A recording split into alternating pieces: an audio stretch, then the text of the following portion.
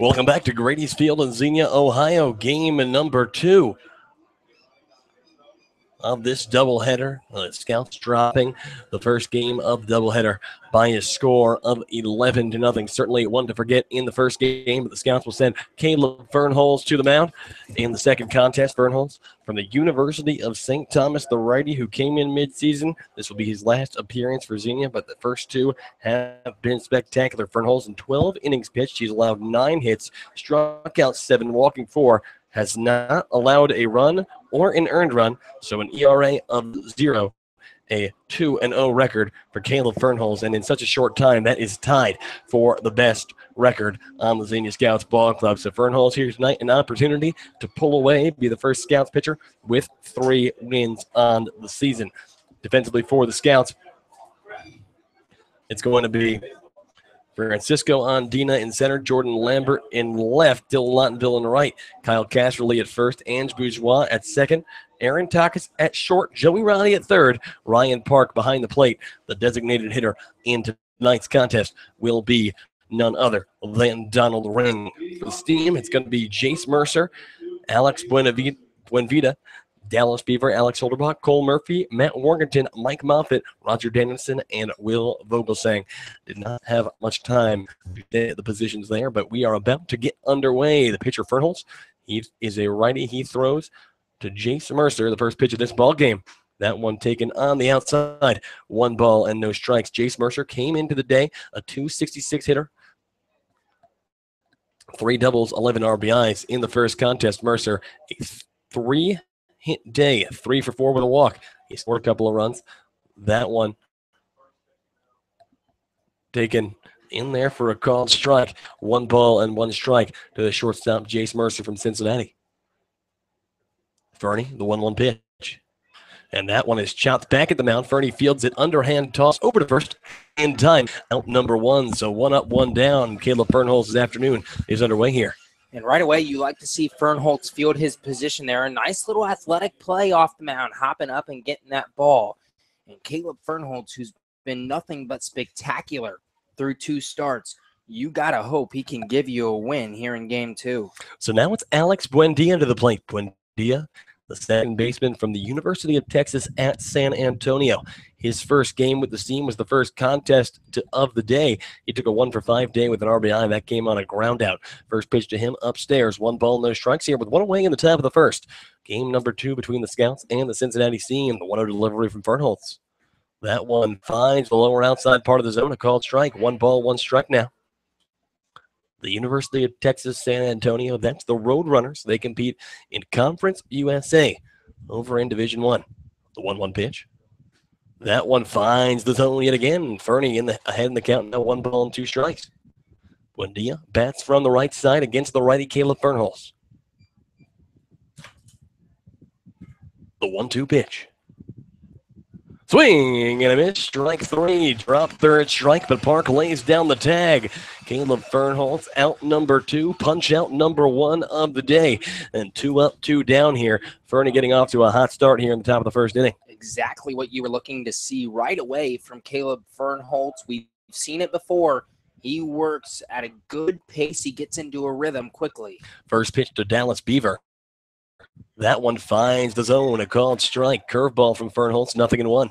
Beaver, the catcher from Central Florida, a .346 hitter on the year, 17 RBIs. He bats from the left side here against the righty, the 0-1. That one taken low and away. 1 ball and 1 strike. Beaver played in the first game in the DH slot. Hitless, 0 for 4, did reach and score on an error by the pitcher Lozano. Pitch on the outside there. 2 balls and 1 strike now to Dallas Beaver.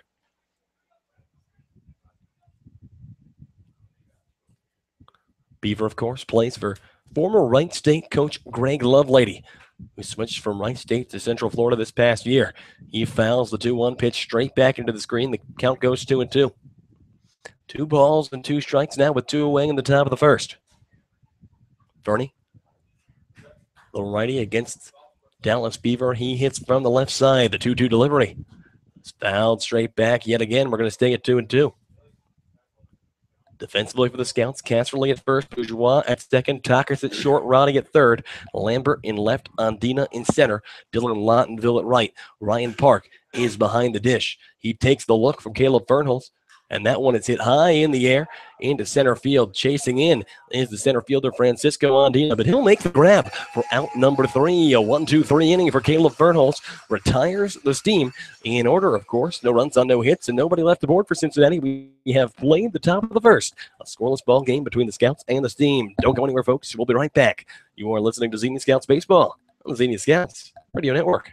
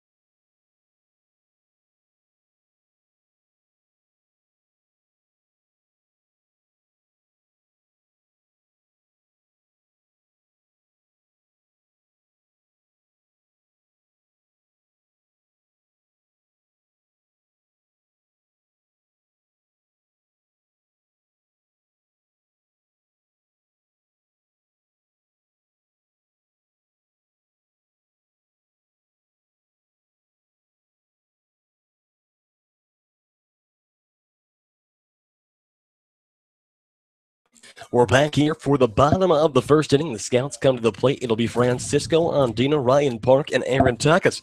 Due up, the pitcher is Chris Barber. Barber, the righty, and what do we have on him, Gabe? Chris Barber so far this year. First pitch, low and away.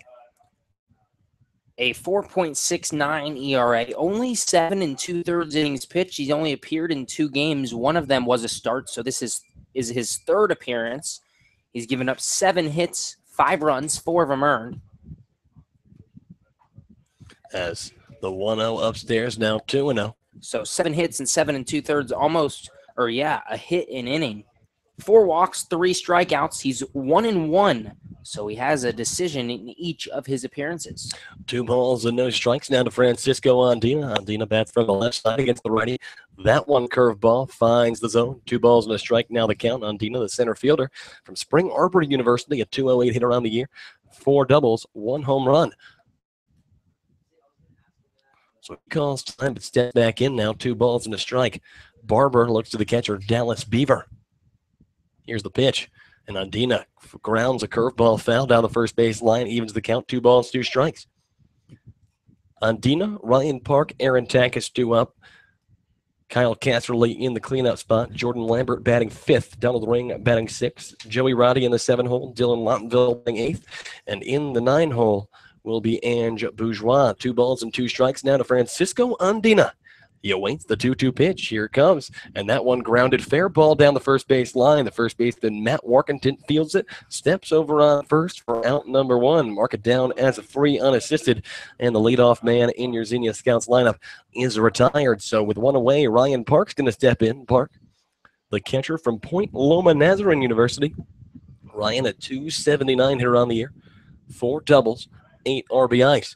On base percentage, of course, the more impressive of the statistics. If you are Ryan Park. A 4:49 mark coming into this game. First pitch to Ryan Park on the outside. 1 ball and no strikes with 1 away here in the home half of the first. A scoreless game between the Steam and the Scouts in Game 2 of this Friday evening doubleheader. The 1-0 pitch. Curveball. That one clips the outside part of the plate. 1 ball, 1 strike now to Ryan Park. Park, a switch hitter, batting from the left side here against the righty. Warkentin looks to Beaver. Oh, not Warkentin. Oops. Barber, I should say, looks to Beaver. He delivers curveball, swing and a miss there from Ryan Park. He falls behind in this count. 1 ball, 2 strikes. Park awaits the 1-2 pitch. That one on the outside in the dirt, evens up the count 2-2.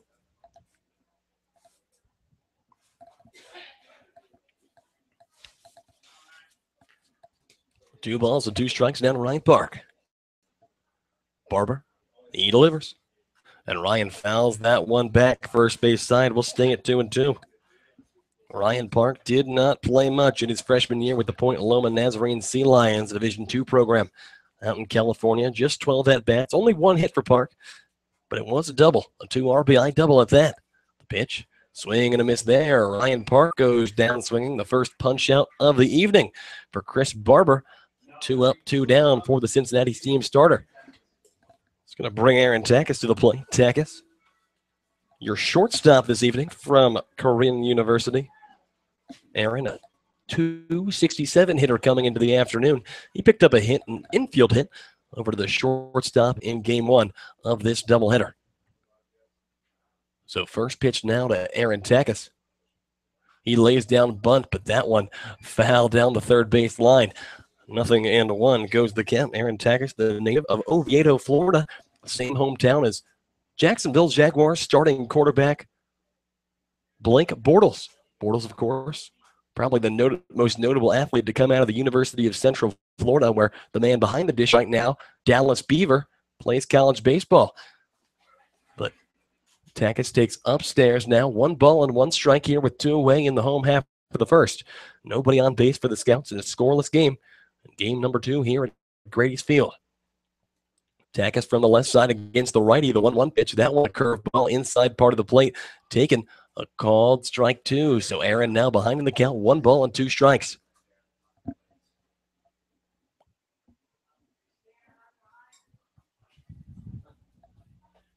The 1-2 pitch. Swung on and missed. Drop third strike. Takis headed over to first. The catcher Beaver picks it up and throws to the first baseman Warkentin. That is out number 3. So 2 punch outs in the first inning of work for the starting pitcher Chris Barber, and that's going to retire Xenia in order in the home half. After an inning of baseball, a scoreless ball game between the Scouts and the Steam. Don't go anywhere. We'll be right back. You are listening to Xenia Scouts Baseball on the Xenia Scouts Radio Network.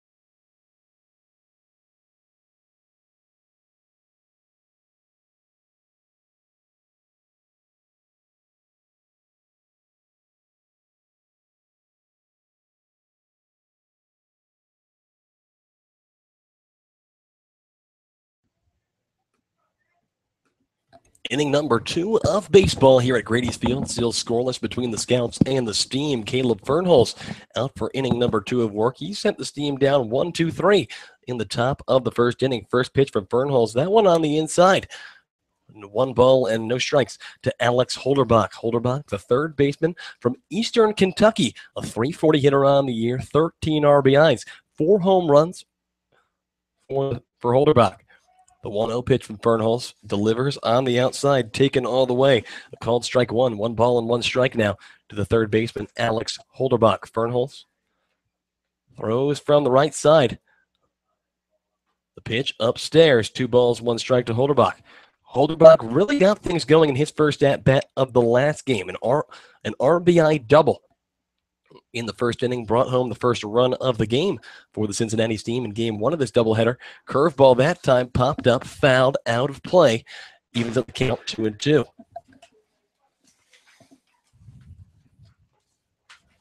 It'll be Alix Holderbach, Cole Murphy, and Matt Workington due up for Cincinnati here in their second time to the plate. Holderbach, of course, the native of Fairfield, Ohio. He awaits the 2-2 pitch. Here it comes. Curveball just on the inside. Didn't break the way Fernholz wanted it to. So the count goes full now. 3 balls and 2 strikes. The 3-2 pitch. And that one is hit high in the air and deep to left. The left fielder, Jordan Lambert, slows up at the warning track. He'll make the grab. Out number 1. So the hardest hit ball we've seen off of Caleb Fernholz in the first 4 batters, but no problem for Jordan Lambert. Mark that one down as an F7. And 1 away now. It's going to bring Cole Murphy to the plate. Cole Murphy and Caleb Fernholz, well, these men have probably faced off before, both in the Great Lakes League in 2016. Both of them rather successful. First pitch here. That one, curveball taken all the way, a called strike 1. Murphy just got back from the Cape Cod League where he didn't play much due to injury, but was released from his contract and came back home to the Cincinnati team. 0-1 pitch outside, evens at the count 1-1. Murphy in his first game this season, 0 for 2 with an RBI in the first game of this doubleheader. Did draw 2 walks. The 1-1 pitch. Fernie delivers that one, a called strike on the outside. Now ahead in the count, 1 ball and 2 strikes on Cole Murphy. Murphy, a lot of home run power, but a lot of strikeouts. It'll be interesting to see what pitching coach Corey Koobs draws up here ahead on Murphy. 1 ball and 2 strikes. Murphy, of course, hits from the left side. Against the righty Caleb Fernholz, the 1-2 pitch. Curveball upstairs. 2 balls, 2 strikes the count.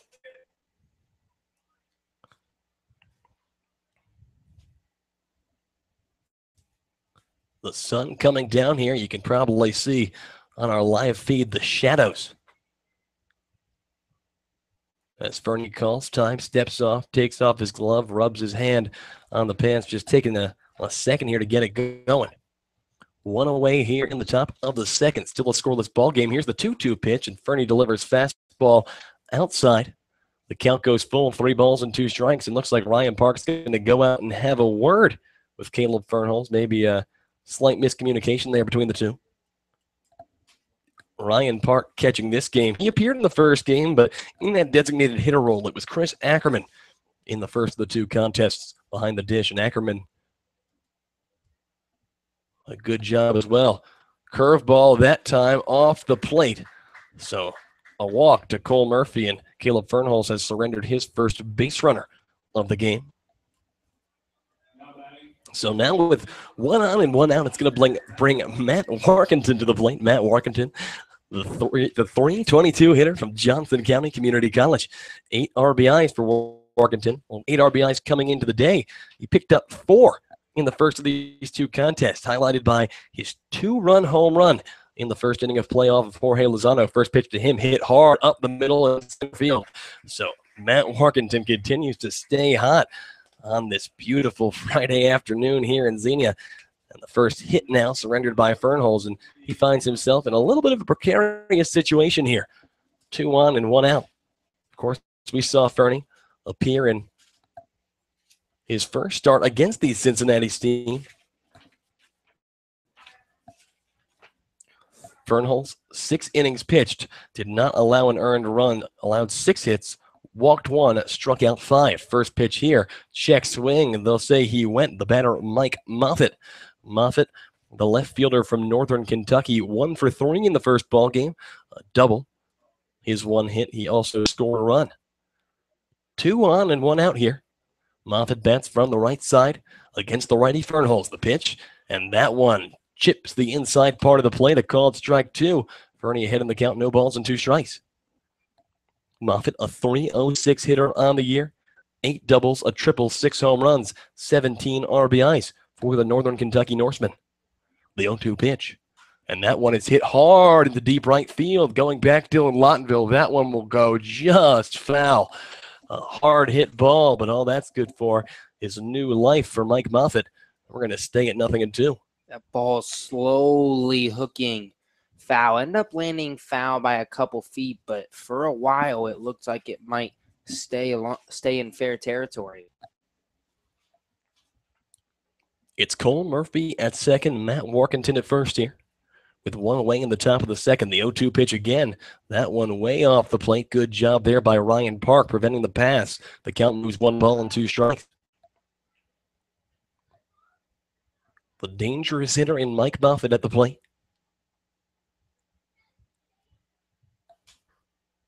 Fernie looks to the catcher, Ryan Park. He's taking his time here.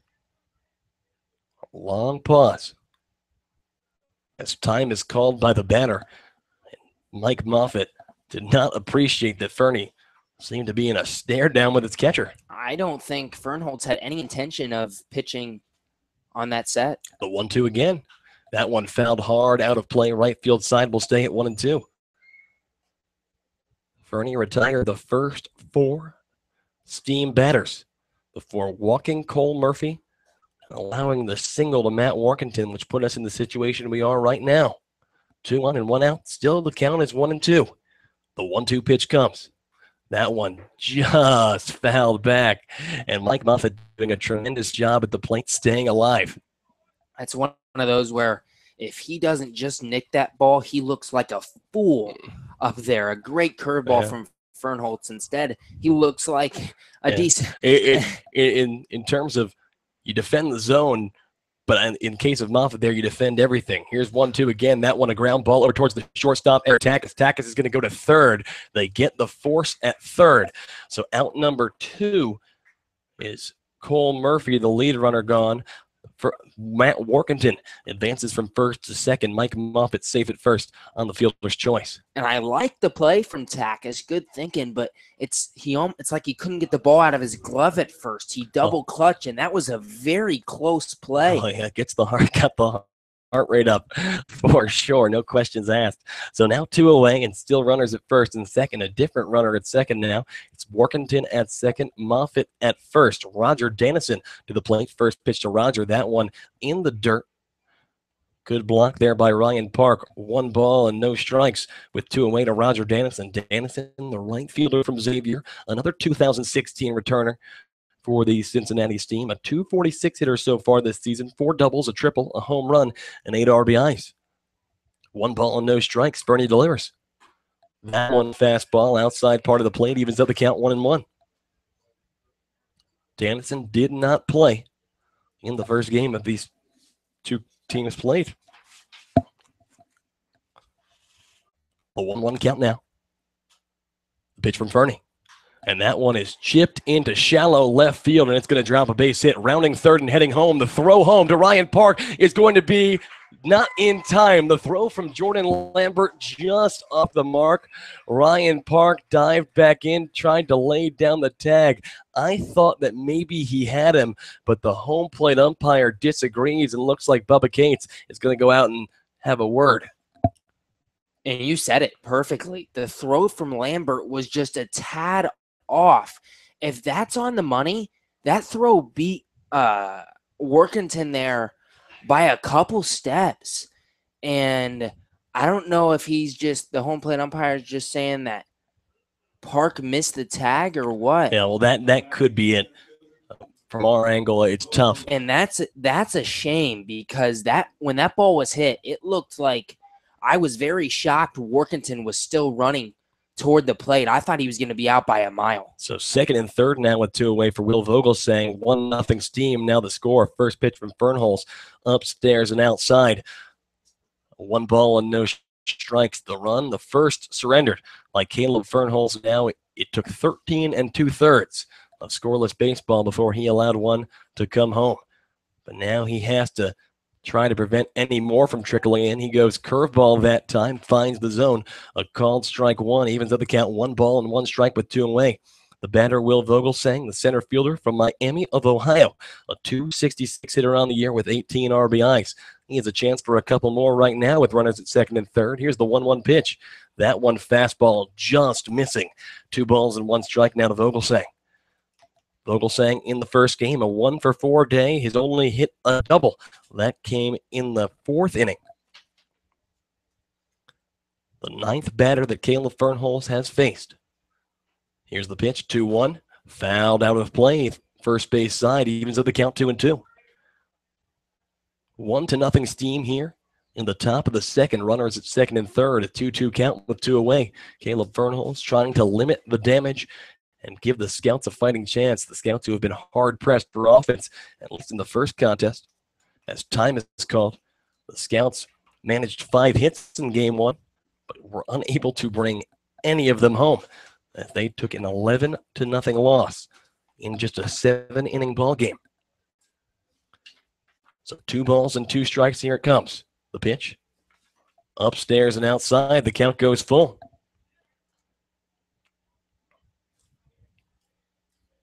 Fernie.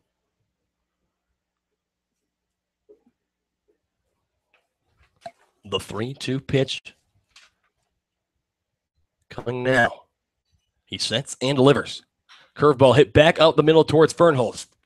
Fielded by Bourgeois. He throws to first in time for out number 3. So that will retire the steam in the top of the second, but 1 run on 2 hits and a couple of men left aboard for Cincinnati. We are in the middle of the second inning.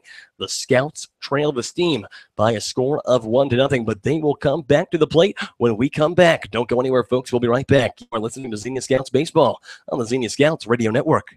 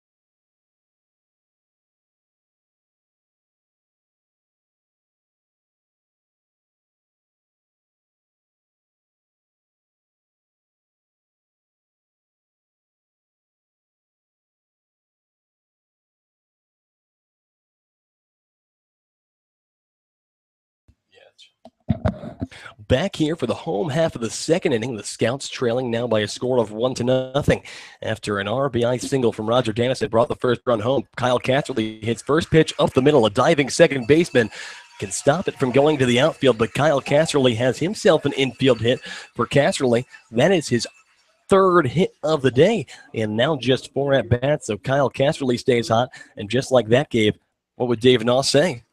Nobody no-hits the Scouts. So with the leadoff man aboard in Kyle Casserly, it's Jordan Lambert to the plate. It was Casserly, Lambert, and Ring due up at the minimum here for the Scouts in the home half of the second. Lambert steps in.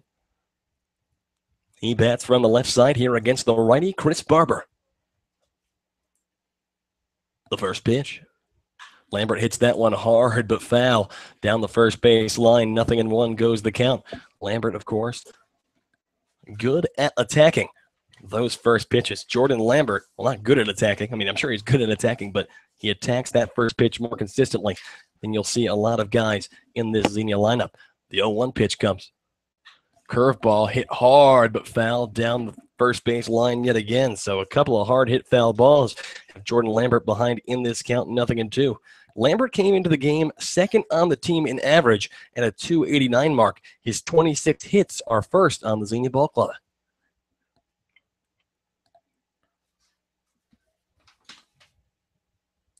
Nothing in two now. Casserly stands at first here with nobody out in the home half of the second. The pitch. Curveball hit hard, but foul, just foul down the first base line. Jordan Lambert is absolutely hammered. 3 low line drives just fouled down the first base line. So all that is the opportunity to stay behind in the count, no balls and 2 strikes. Lambert from the University of Tennessee at Martin, the native of Savannah, Tennessee. He awaits the 0-2. That one way on the outside, gets past the glove of the catcher, Beaver. Kyle Casserly is going to advance 90 feet into scoring position. So a curveball from Chris Barber just did not break the way he expected it to. And the wild pitch allows Casserly to advance into scoring position and hopefully give the Scouts an opportunity to tie this game here. 1 ball and 2 strikes now to Jordan Lambert. The 1-2 pitch. That one off the plate, a curveball, 2 balls, 2 strikes. And that's one of those where you just hold your breath, because we have seen plenty of umpires that just somehow give the outside corner when it's about half a ball to a ball off the plate, and luckily they didn't there. Here's 2-2. And Lambert hits that one hard on the ground, but foul. You guessed it, down the first base line. We're going to stay at 2-2. A long at-bat here for Jordan Lambert. Kyle Casserly stands over at second here with nobody out in the home half of the second inning. The Scouts trailing the Cincinnati Steam by a score of 1-0. 2-2. Off the plate, a curveball yet again. The count goes full. So after falling behind in the count, 0-2, Jordan Lambert has fouled more balls than I can remember off, all of them down the first base line, and taken a couple himself. So the count now full, 3 balls and 2 strikes to Lambert. He awaits the 3-2 pitch. And that one is hit back up the middle. Kyle Casserly stands over at second. And Jordan Lambert out as the shortstop, Jace Mercer, throws over to first. And Kyle Casserly, for some reason, went back to second base on the ground out. I cannot imagine why. It was to the left side, so normally, ground ball to the shortstop, you're going to hold up. But that was more up the middle and a slow ground ball. I'm with you. I thought Casserly could have easily made it to third. Well, mark that down as a 6-3 and out number 1. Now Donald Ring takes first pitch curveball. Outside part of the plate, a called strike. 0-1 to Donald Ring, who did not appear in the first game. A .241 hitter on the year, 5 doubles, 1 home run, and 7 batted in for the catcher by trade from Hillsdale College up in Hillsdale, Michigan. The 0-1 pitch, curveball off the plate, evens the count up 1-1. Ring, and we'll say it again. I'll give my regular list of points for him. A 2016 returner, set his school record with 17 home runs in school ball season for Division II Hillsdale. Earned himself a spot on the Division II All-American team. The 1-1 pitch, and Ring rips that one, but foul down the first base line. 1 ball and 2 strikes the count. It's hard. Chris Barber doesn't have a lot of velocity on the mound. So even his fastball that's coming inside to these left-handed hitters, they're way ahead of him. They are hammering the ball down the first base line, but foul by a few feet every single time. 1-2 now. Barber looks back to Casserly at second. Now he delivers the 1-2 pitch, and Ring hits that one high in the air towards center field. The center fielder Vogelsang is calling for it. He has it, makes the grab for out number 2. Kyle Casserly will hold. And after the leadoff hit from Kyle Casserly, a couple of straight outs for the Scouts, and it's up to Joey Roddy to keep this inning going. And when you get your leadoff runner on second with nobody down, because Casserly advanced on a pass ball as well, so there was no outs, and Casserly was on second. You got to get him in and tie the ball game, especially early in the second inning in a 7-inning game. And the question that if Casserly had advanced to third on the Roddy or on the Lambert ground out, then the That would have been a close and play. the ring flyout would have brought him home, which is tough. First pitch, Joey Roddy, that one a slow grounder towards third. The third baseman Holderbach has it. Throw over to first will be, it will bring the first baseman Walkington off the bag. He jumps, but as he comes down, he lays the tag on Joey Roddy as he runs down the first base line. They'll call that an out for out number 3. So the Scouts get their leadoff man in scoring position, but failed to bring him home. No runs on one hit and one man left aboard for Xenia. We have played a couple of innings of baseball here at Grady's Field. The Scouts trail the team by a score of 1-0. Caleb Fernholz is going to take the hill in the third. Don't miss it. We'll be right back. You are listening to Xenia Scouts Baseball on the Xenia Scouts Radio Network.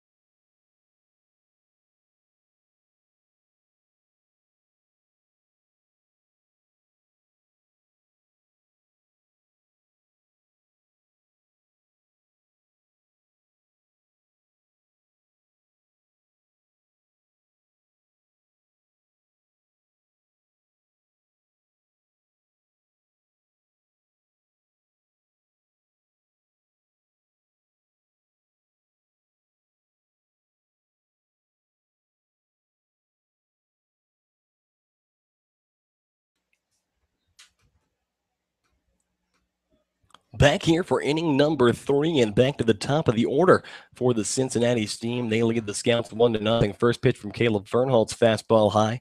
1 ball and no strikes to the leadoff man, Jace Mercer. Mercer, his first time up, out on a chopper.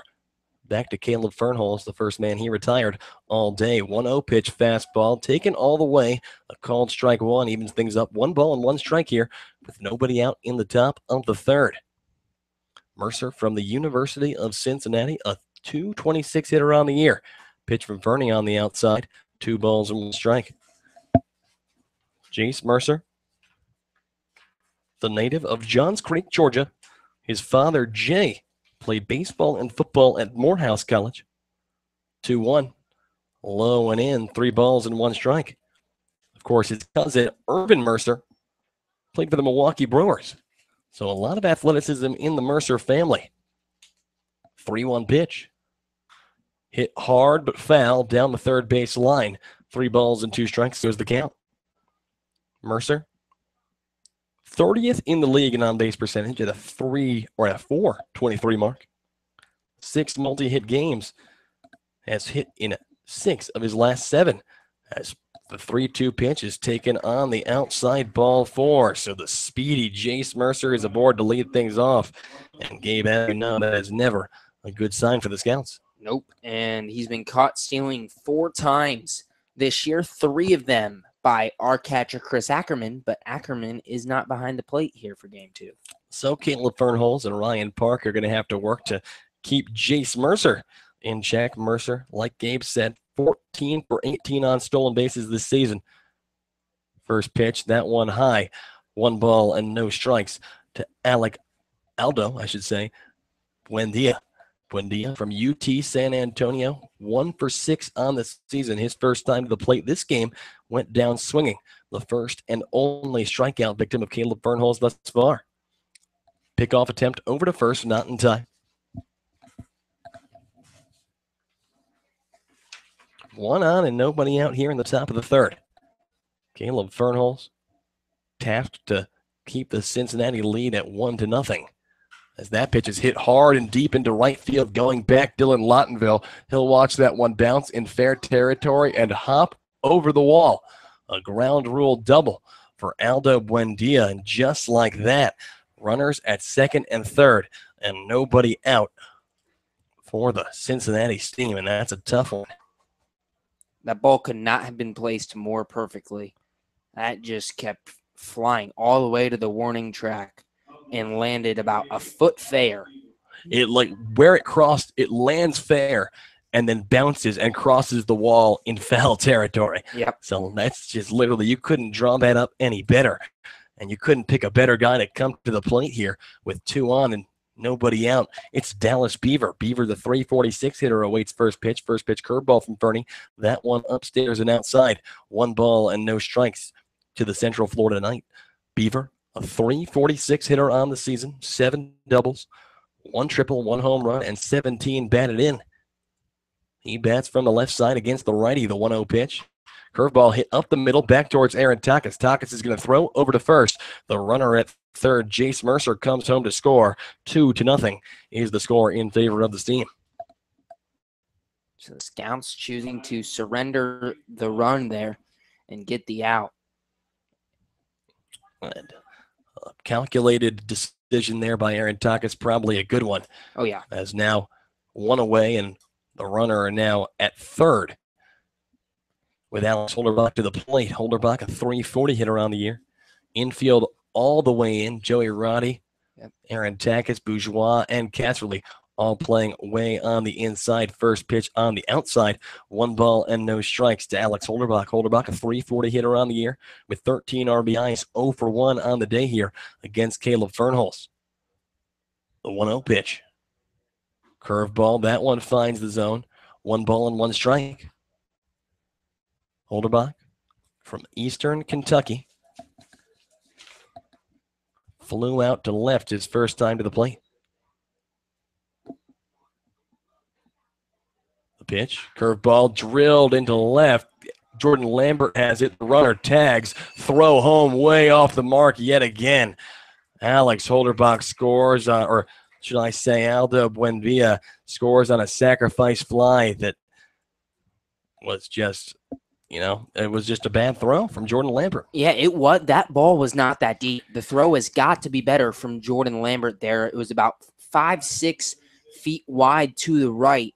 And once again, all he's got to do is put that on Ryan Parks. He doesn't even have to get it in the air. 1-hop that to Park. And that's an easy play for Park at the plate. So now 2 away and nobody on first pitch. That one taken in there for a called strike. The batter, Cole Murphy. Murphy 0 for 2 on the season, has drawn 3 walks. One of those walks coming against Fernie, his first time to the plate. The 0-1 pitch, that one low, bouncing over Ryan Park, evens things up 2-2. Murphy, the designated hitter from the University of Cincinnati. 12 home runs last season with the Steam, set their franchise record. The 1-1 pitch. Swing and miss there. Curveball on the outside. Fernie ahead in the count 1-2. Fernie, of course, was ahead in the count 1-2 last time against Murphy. Ended up surrendering the walk after a couple of really close pitches. The 1-2 pitch. Upstairs, ball 2. Evens the count up. 2 balls and 2 strikes here with 2 outs in the top of the third. The score now 3-0 in favor of the Cincinnati Steam. The 2-2 pitch. Swing and a miss. Strike 3. Caleb Fernholz fans Cole Murphy, his second punch out of the day, and that will retire the Steam in the top of the third, but they get the job done for the second time in as many innings. 2 runs on 1 hit and nobody left aboard for Cincinnati. We have played to the middle of the third inning. 3-0 is the score in favor of the Steam. Don't go anywhere, folks. We'll be right back. You're listening to Xenia Scouts Baseball on the Xenia Scouts Radio Network.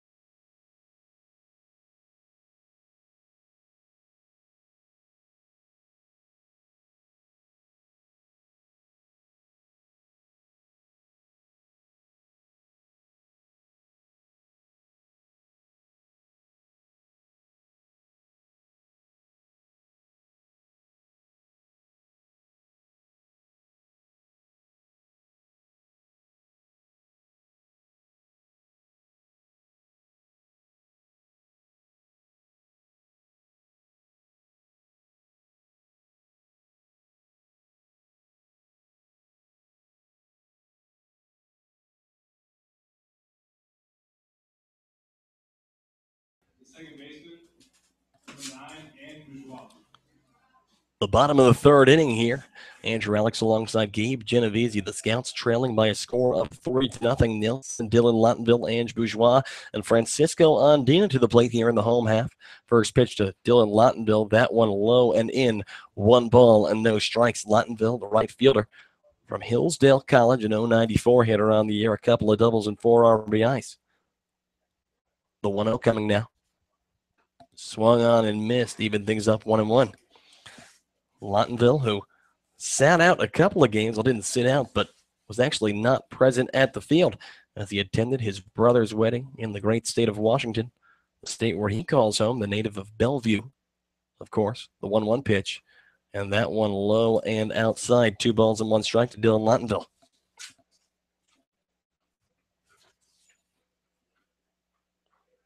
Lottenville hitless in 5 of his last 6 contests, but has reached base in 7 of his last 8.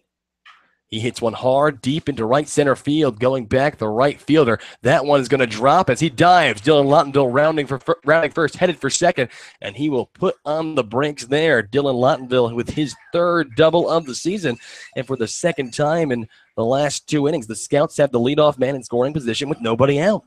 Dylan Lottenville has 6 hits this year. 3 of them are doubles. So look at that. Make it hit number 6 for Dylan Lottenville. He's now 6 for 54. We'll take what we can get when we can get it. And now it's Ange Bourgeois to the plate. Bourgeois, his first at-bat of the day. Ange, a 241 hitter coming into the evening. He bats from the left side here against the righty. First pitch. Off the plate, 1 ball and no strikes. A runner at second here with nobody out in the home half of the 3rd. The Scouts trying to inch their way back into this one as they trail by a score of 3-0.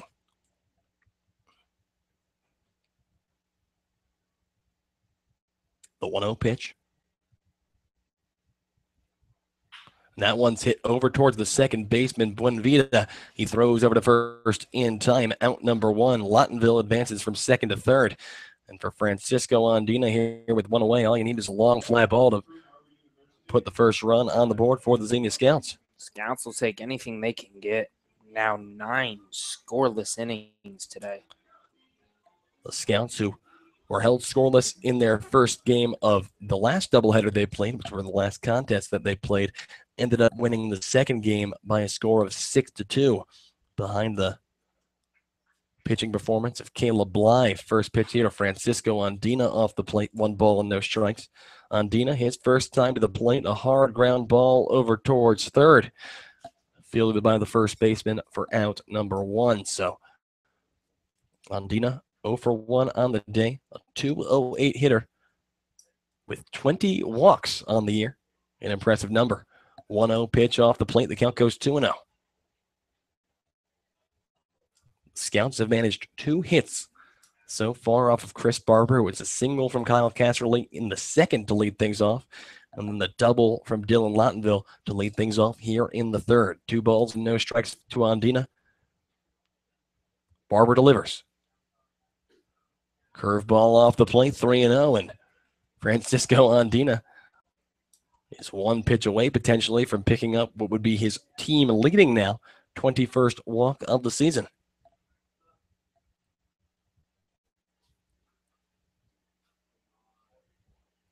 The 3-0 pitch. Curveball finds the zone.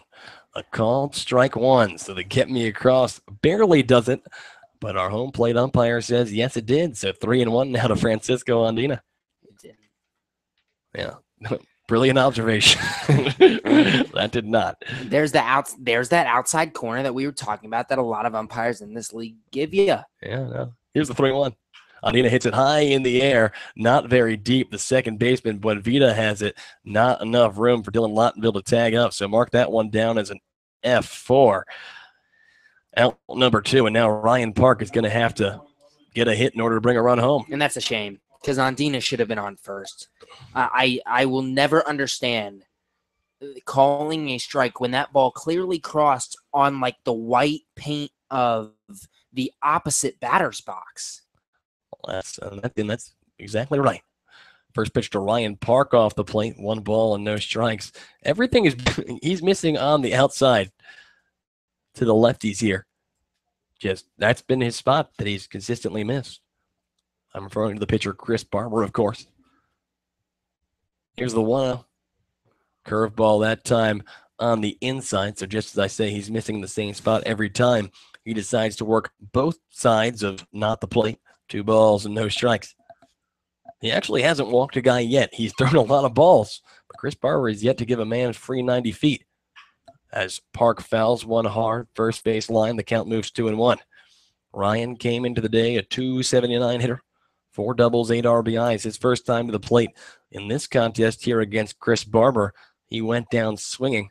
That was the first punch out issued by Barber on the evening. A runner at third here with 2 away in the home half of the third. 2 balls and 1 strike to Ryan Park as Barber delivers on the outside yet again. 3-1 to Ryan Park. But these lefties are going to have to adjust and wait back on that inside pitch. You can look at who's playing first. Matt Workington, playing first. He is all the way on the line because he knows these lefties are pulling everything foul. The 3-1 pitch, curveball, hit foul down the first base line. 3 balls and 2 strikes now. So if you're a lefty, adjust. Chris Barber is not throwing hard. Wait back on these even fastballs, on these changeups that he's throwing, and drill one over the head of Workington at first base, because that line down right field, that'll get you a double every time. The 3-2 pitch. Check swing. Did he go? Appeal. I think he fouled it off. Oh, let's say he just got a piece of it. Wow. Every time I think I saw the most minimal piece that you could get of the ball, someone else does it better. So we're going to stay at 3-2. 3 balls and 2 strikes with 2 outs. Lottonville stands at third. The pitch, curveball, off the plate, ball 4. Ryan Park draws his free 90 feet, so he draws his first or his 21st walk of the year. And it's runners at the corners now for Aaron Takis. Aaron Takis, his first time to the plate, went down swinging, the second punch-out victim, the second of 2 punch-out victims for Chris Barber. But now Takis finds himself in a big spot here for the Scouts, who have been unable to put a run on the board in now 9 straight innings. First pitch, curveball. That one finds the zone. Outside part of the plate, a close call. I look at the look on Gabe's face, and I agree. That's a tough call, but a call nonetheless. 0-1 to Aaron Takis. Takis from the left side here against the righty. Barber, he delivers. That one curveball on the outside. Missing. 1 ball and 1 strike. Curveball seems to break to the to the right side against the lefties. Hard to doubt that one. Park at first, Lottonville at third. The pitch, and Aaron hits that one in the air on the infield. The second big, or should I say shortstop, Jace Mercer has it, makes the grab. Out number 3. So the second time in as many innings, the Scouts get the leadoff man in scoring position and are unable to bring him home. No runs on 1 hit and 2 men left aboard for Xenia. We have played 3 innings of baseball here at Grady's Field. The Scouts trail by a score of 3-0. Gabe Genovesi is going to give you a couple innings of play-by-play, and you don't want to miss it. So we'll be right back. You are listening to Xenia Scouts Baseball on the Xenia Scouts Radio Network.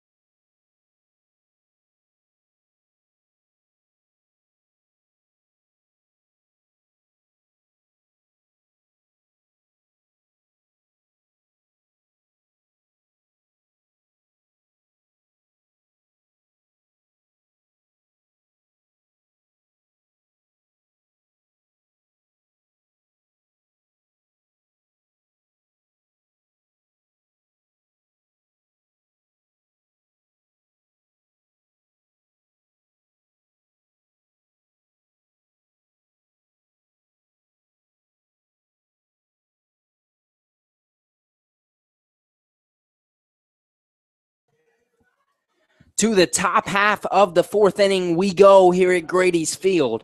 A 3-0 Cincinnati steam lead over the Xenia Scouts. As Caleb Fernholtz back on the mound for the Scouts for his fourth inning of work. He'll face Matt Workington to lead it off. Workington bats from the right side. The first pitch. Skied high in the air, right field. Lottenville chasing, makes the grab right near the line. 1 down.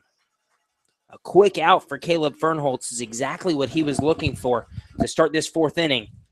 And that'll bring up Mike Moffitt for the Steam. Fernholtz is now retired 4 in a row. Let's see if he can keep this groove going. Moffitt reached on a fielder's choice his first time up. So he's 0 for 1, but he did reach base. The first pitch to him. Swing and a miss on a curveball. 0-1. Moffitt was 1 for 3, and he got hit by a pitch in the first game. So he's now 1 for 4 in the 2 games combined. Here in game number 2 of a doubleheader between the Scouts and the Steam. The 0-1 pitch. Fastball, ground ball to Bourgeois. Backhanded sliding stop. He made the play. 2 down. Tremendous play by Ange Bourgeois over at second. Probably one of the better plays we've seen from him all year, and a quick inning here for Caleb Fernholtz thus far. And in steps Roger Dannison for the Steam. Dannison was not in the lineup for game number 1 this afternoon. An RBI single his first time up in the second inning off of Fernholtz. The first pitch, grounded up the middle. Takis charging, fields it, throws across the diamond, and they got him. A good stretch by Casserly over at first. 3 up, 3 down. Go the Steam in the fourth inning. A nice quick inning for Caleb Fernholtz. We head to the home half of the fourth. A 3-0 Cincinnati Steam lead over the Xenia Scouts. You're listening to Scouts Baseball on the Xenia Scouts Radio Network.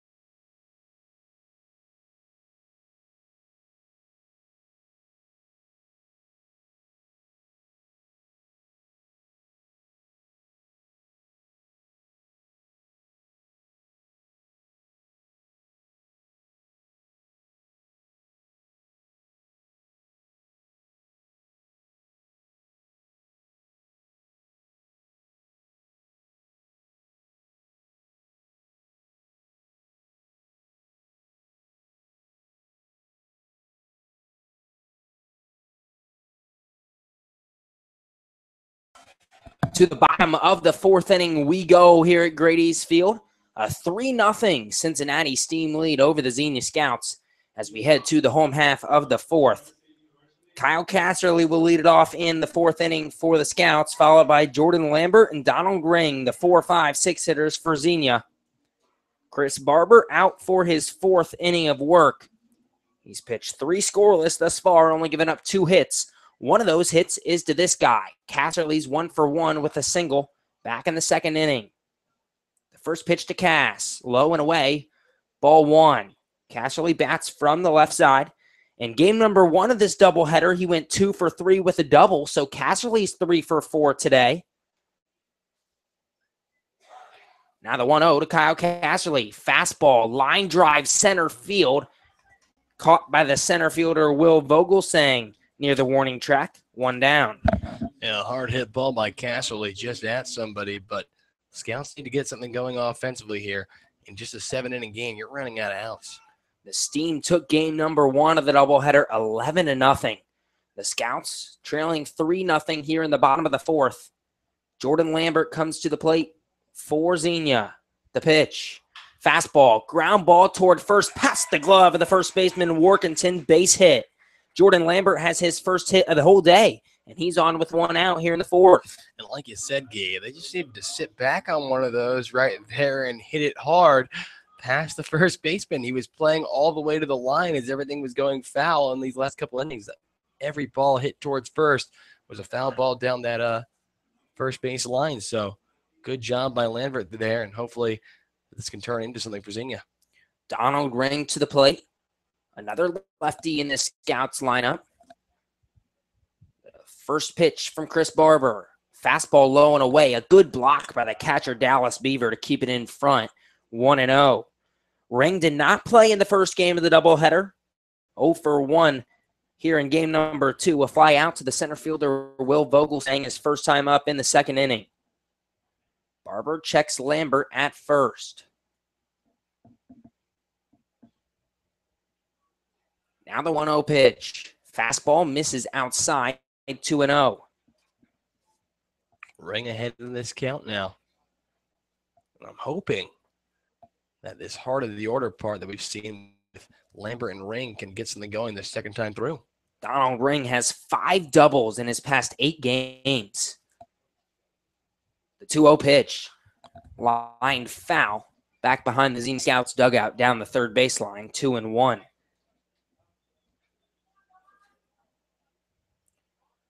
Ring has reached base in 8 of his last 9 games for the Scouts. Boy, could they use a hit here. Down 3-0 to the Cincinnati Steam here in the bottom of the 4th. The 2-1 pitch. Fastball misses. Oh, catches the inside corner. 2-2. Close pitch there. Very close. Dallas Beaver was setting up outside for the pitcher, Chris Barber. Beaver had to come all the way across his body and make the grab behind the plate, and apparently it just caught the inside corner. The 2-2 pitch to Ring. Fastball, ground ball, base hit right field. Lambert rounding second. He will hold up. First and second, 1 down for the Scouts here in the bottom of the 4th. And the exact same thing that happened with Lambert. It's like they heard your advice from up here, Gabe. Tremendous job there by Ring. A couple of singles, and now the tying run to the plate and Joey Roddy. Roddy steps up 0 for 1 here in game number 2. A ground out to the third baseman Holderbach his first time up in the second inning. He was 1 for 3 in game number 1. Roddy bats from the right side.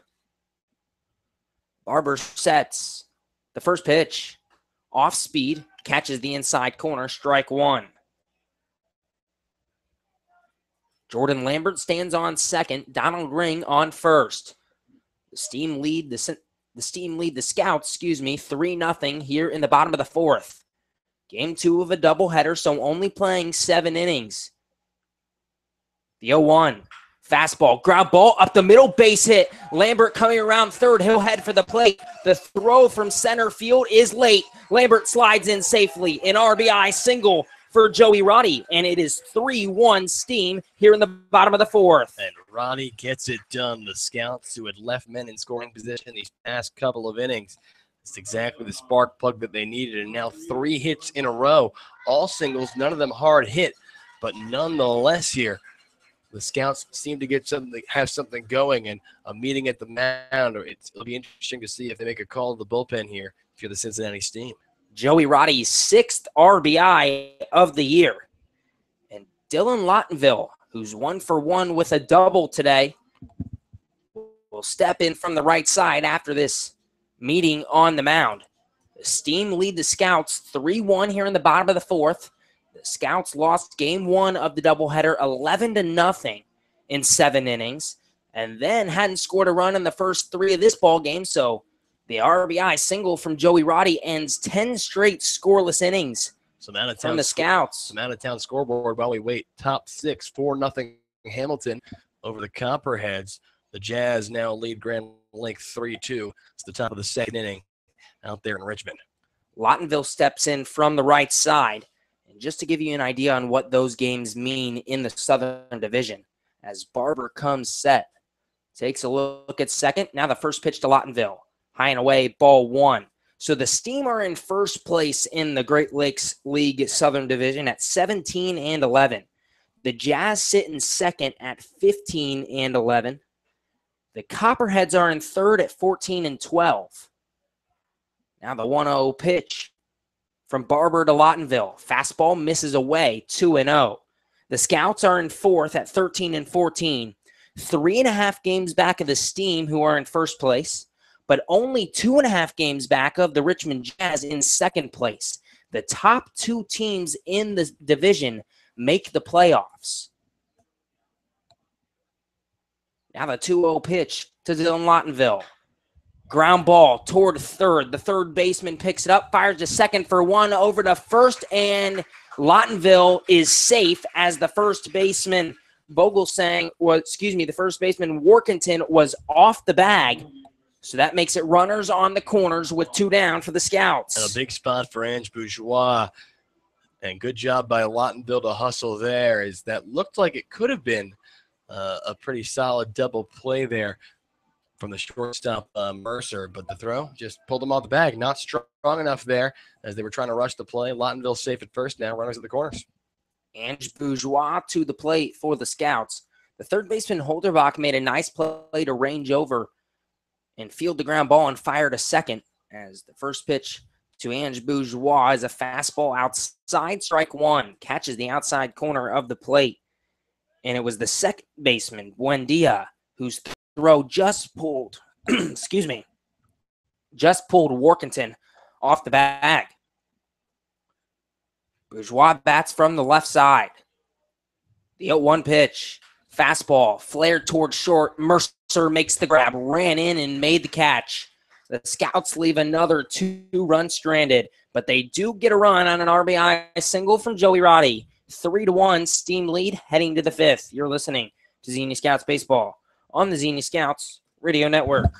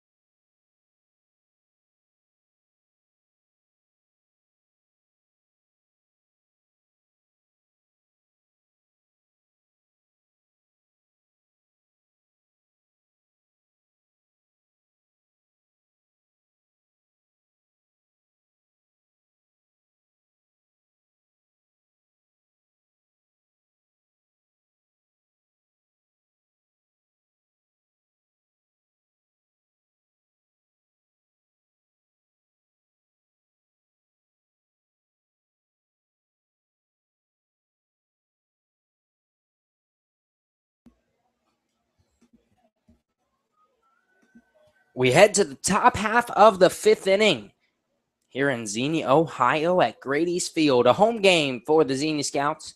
Actually, 2 of them today. The Scouts dropped game 1 of the doubleheader 11-0. They trail 3-1 to the Cincinnati Steam here in the top of the 5th. Caleb Fernholtz back out for his 5th inning of work for the Scouts. He'll face the 9-hole hitter, Will Vogelsang. The first pitch, Vogelsang lays down the bunt. Beautiful bunt down the third baseline. He'll beat it out easy. An infield single for Will Vogelsang. Could not have been a more perfect bunt. 1 on, nobody out for the Cincinnati Steam. And that'll bring up Jace Mercer, the top of the order for Cincy. Mercer, 0 for 1 with a walk here in game number 2. He was 3 for 4 with a walk in game number 1. Doing some quick math in my head, Mercer is now 9 for 20 with 7 walks against the Scouts, hitting almost 500. That pitch misses high and outside. Ball 1. Jace Mercer, the leadoff batter for Cincinnati, has always hit the ball very well against Xenia. 4 RBIs as well against the Scouts. Vogelsang leads off of first. Mercer, a switch hitter, batting from the left side. The pitch. Vogelsang takes off. Park's throw to second is wide. Vogelsang slides in safely. Runner on second, nobody down for the Steam. The Scouts already trailing 3-1. And in a 7-inning ball game here in the 5th, another run feels a lot more impactful. Down by 3, and the Scouts have not been hitting the ball well today. 2-0 to Mercer. Inside, it actually hits Jace Mercer on the front foot. Runners on first and second, nobody down for the Steam. And in steps Aldo Buendia. Buendia, this is his first day with the Cincinnati Steam. His first game in game 1 of the doubleheader, he was 1 for 5. Did have an RBI on the ground out to the second baseman, Bourgeois. Here in game number 2, he's 1 for 2 with a double back in the 3rd inning. That ground rule double to right field. That was the ball that could not have been placed any more perfect. The ball landed about a foot in fair territory near the warning track and actually hopped over the wall in foul territory.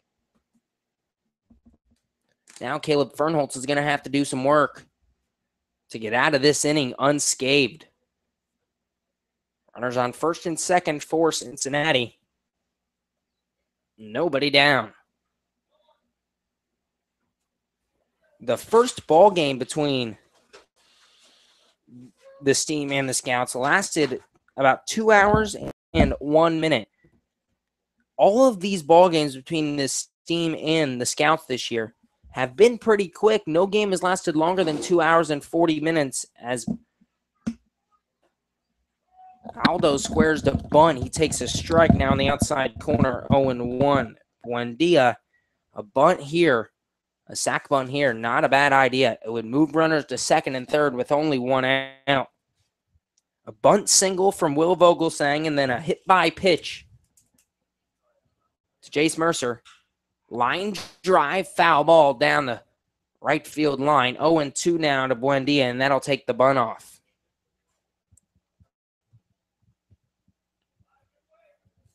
Dallas Beaver awaits on deck for the Steam.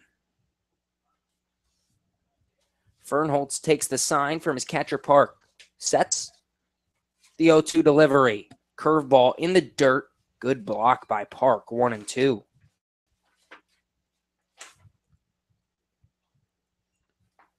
Buendia from the University of Texas, San Antonio.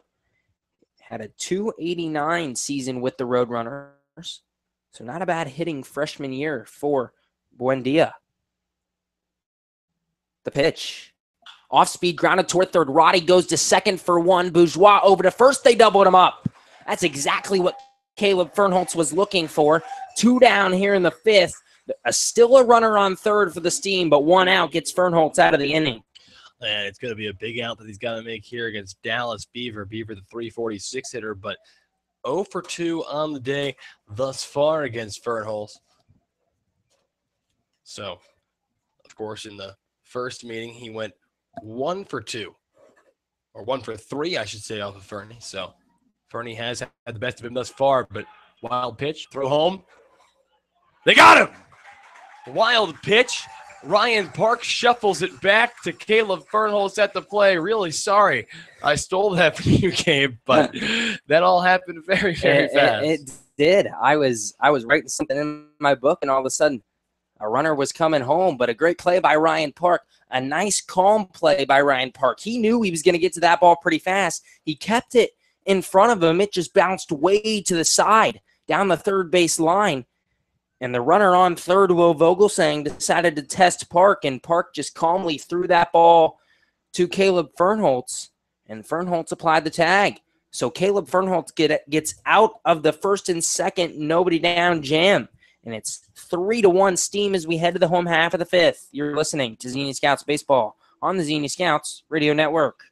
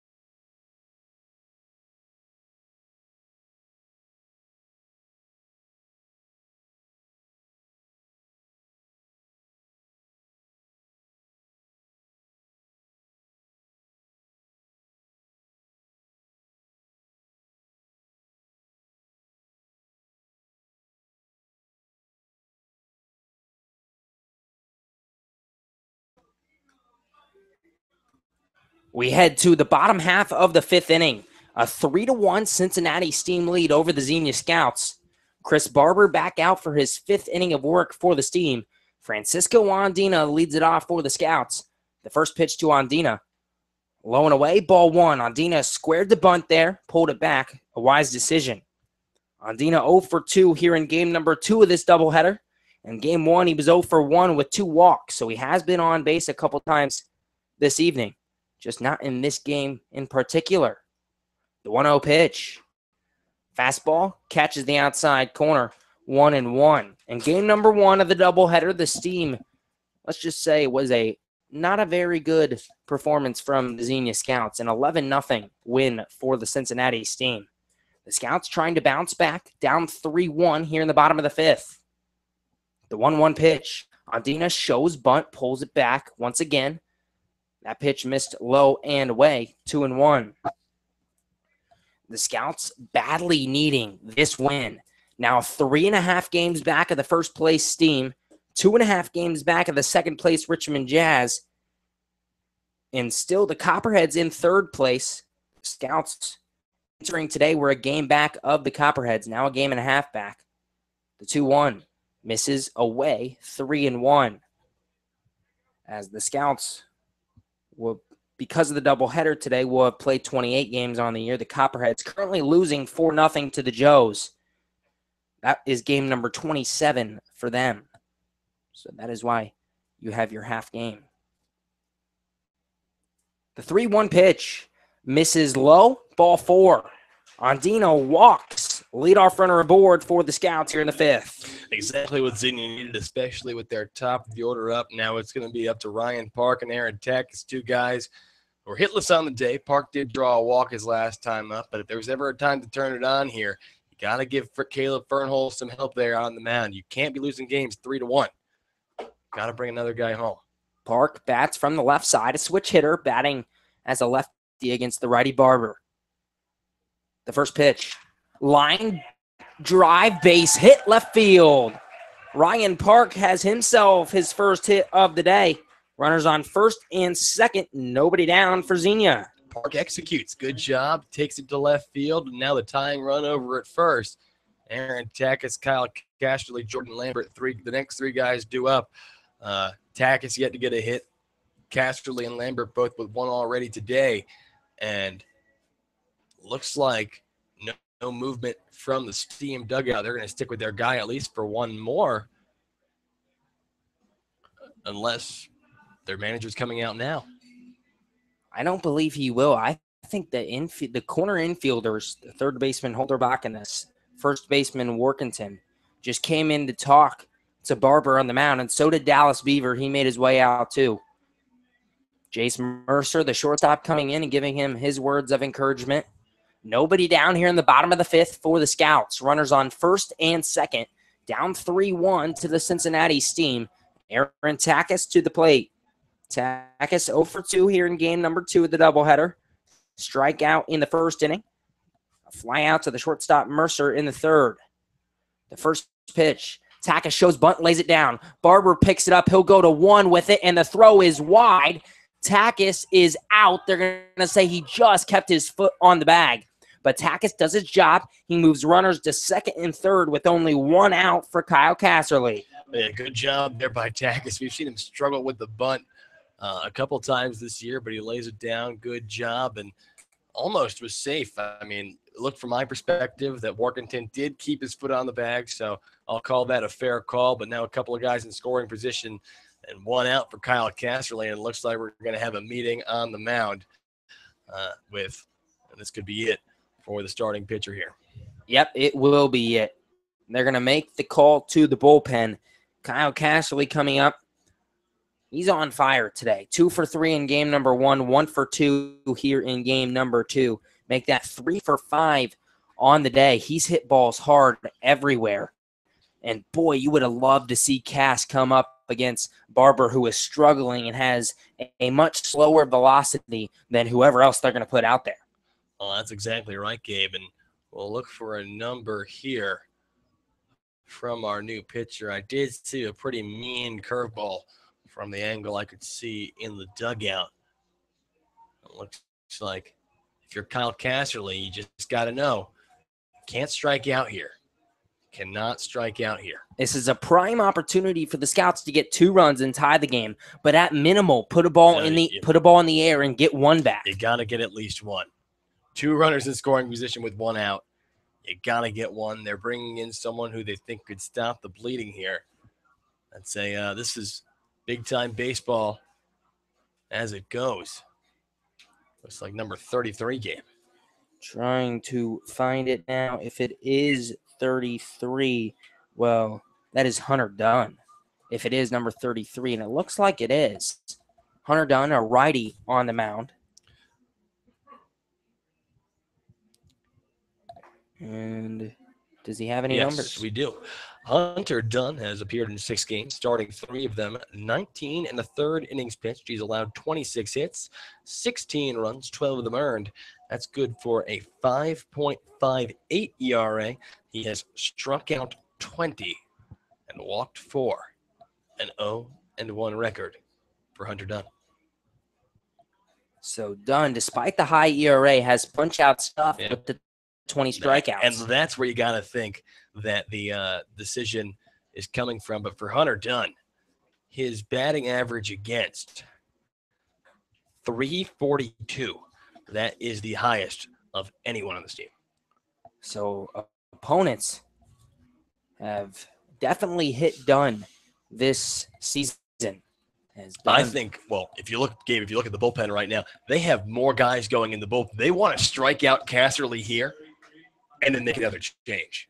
And I think they might do that because Lambert, a lefty on deck, they would bring in a lefty to face Lambert.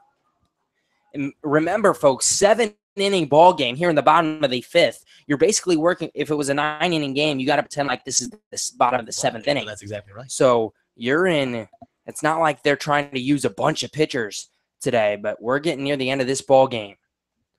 Hunter Dunn in to pitch for the Steam. Casserly at the plate, batting from the left side. 2 on, 1 out. The first pitch. Fastball up and away, 1-0. The starting pitcher, Chris Barber, is responsible for the runners on 2nd and 3rd. Ondina on 3rd, Park on 2nd. The 1-0 to Cass. Fastball high at the chin, 2-0. And that's what you love if you're Kyle Casserly. Ahead in the count. 2-0. The Scouts trail 3-1 to the Steam here in the bottom of the 5th.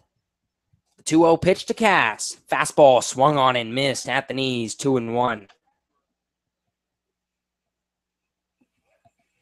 Hunter Dunn coming in relief for Chris Barber. The righty pitches to the lefty Casserly. The pitch. Curveball, sliced ground ball toward 3rd. Holderbach bobbled it. It gets away from him. Casserly reaches. A run scores, and it's 3-2. It'll be interesting to see whether Kyler rules that as a hit or an error.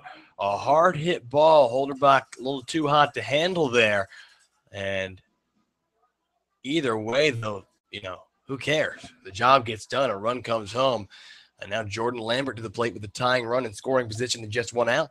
And they're not going to change pitchers. Hunter Dunn will stay in and face the lefty Lambert. The first pitch. Fastball catches the outside corner, strike 1. Ryan Park on 2nd, Kyle Casserly on 1st for the Xenia Scouts. They rule that castball a hit. The 0-1 pitch. Fastball, line drive, base hit, right center field. That ball lands. Park comes around 3rd. He will score. Lambert has himself an RBI single, and we are tied at 3. Clutch baseball, Jordan Lambert. You see him run down the first base line. He pumps his fist. He's ready to go, and that's exactly what the Scouts deserve to give Caleb Fernholz here. And now Donald Ring, a guy who, like you said, has been hot with the extra base hits of late. He's had the doubles. With a runner at 3rd, all he'll need is a long fly ball to give the Scouts a 4-3 lead in this one. With only 1 down, a sac fly would give the Scouts a lead. Ring bats from the left side. The first pitch from Dunn. Curveball catches the outside edge, 0-1. Donald Ring, a single his last time up. He's 1 for 2 today. He did not play in game number 1 of the doubleheader. Barber sets the 0-1 pitch. Chopped foul, excuse me. We have a change of pitchers, so that is Hunter Dunn on the mound. 0-2. Kyle Casserly on third. Jordan Lambert on first for the Scouts. Xenia scored twice here in the bottom half of the 5th to tie the game at 3. The 0-2 pitch to Donald Ring. Curveball popped up center field. The center fielder Vogelsang comes on, makes the grab. Casserly's going to hold up about halfway to third in a smart decision, as a great throw from Will Vogelsang would have had Casserly. There's 2 down here in the 5th. Yeah, that ball off the bat looked like it was going to be deeper than it was. Casserly ready, but Vogelsang coming up on the ball from behind it, catches it, and then immediately goes into the running start into the throw. He would have had Kyle Casserly by a couple of steps there. The throw perfectly on target as well. So good decision there by Casserly. So Ring can't get it done, and now it's up to the man, Joey Roddy, who put the first run of this game on the board with an RBI single to try to do it again. The first pitch, outside corner, strike 1. Roddy, 1 for 3 in the first game, 1 for 2 here in game number 2. It was the RBI single that put the Scouts on the board. The 0-1 pitch to Roddy. Fastball outside and low. A good block by Beaver, 1-1. We got ourselves a tie ball game, 3-3 here in the bottom of the 5th. The Scouts have struck twice to tie the game. Again, game number 2 of a doubleheader, so only playing 7 innings here at Grady's Field. The 1-1 pitch, curveball fouled off behind the plate, 1-2. Roddy just missing on that one, fouls it straight back. And he's going to have to protect here. Roddy has been prone to the strikeout this season. Hunter Dunn, of course, 20 punch-outs on the year. Lambert leads off of first. Casserly on third. A base hit gives the Scouts a lead. Roddy will await the pitch once again as the throw over toward first base. Excuse me. Lambert dives back safely. Hunter Dunn sets. Lambert's going to take off for second, and he's going to just take the base. Hunter Dunn didn't see him going. Lambert takes off. Do you call that a stolen base for Jordan Lambert? I think you have to call that defensive indifference. Okay. But it's up to Kyler. It's not up to me.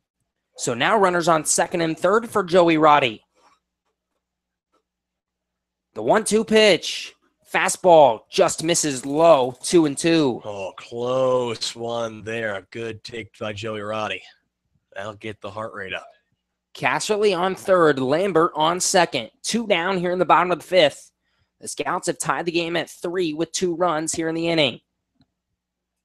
The 2-2 pitch to Roddy. Off speed, ground ball up the middle. It'll get through. Base hit.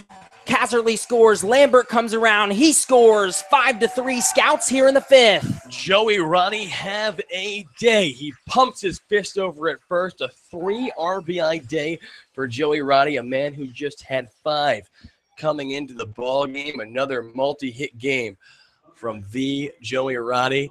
And just like that, the Scouts, who couldn't put a run on the board for what, 10 consecutive innings? 10 consecutive innings. Have now put up 5 in the last 2, and they're still going. Joey Roddy's 3rd multi-hit game of the year. And in steps Dylan Lottenville for Xenia. Lottenville had his double back in the 3rd inning. He's 1 for 2. He reached on a fielder's choice, though, in the 4th. The pitch. Fastball fouled off behind the plate. 0-1. Lottenville came into the day 5 for 53. An .094 batting average. Now 1 for 2 on the day. That raises his average to 111. The 0-1 pitch. Curveball misses outside, 1-1. A 4-run 5th inning for Xenia makes it 5-3. Joey Roddy leads off of first with 2 down. Lottenville at the plate. He bats from the right side. The Hillsdale College Charger trying to keep this inning going. The 1-1 pitch. Fastball misses low and away. 2-1.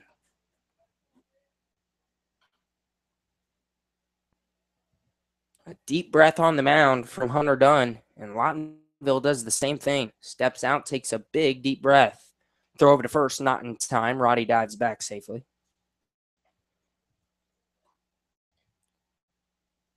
Lawtonville waving the bat over his back shoulder.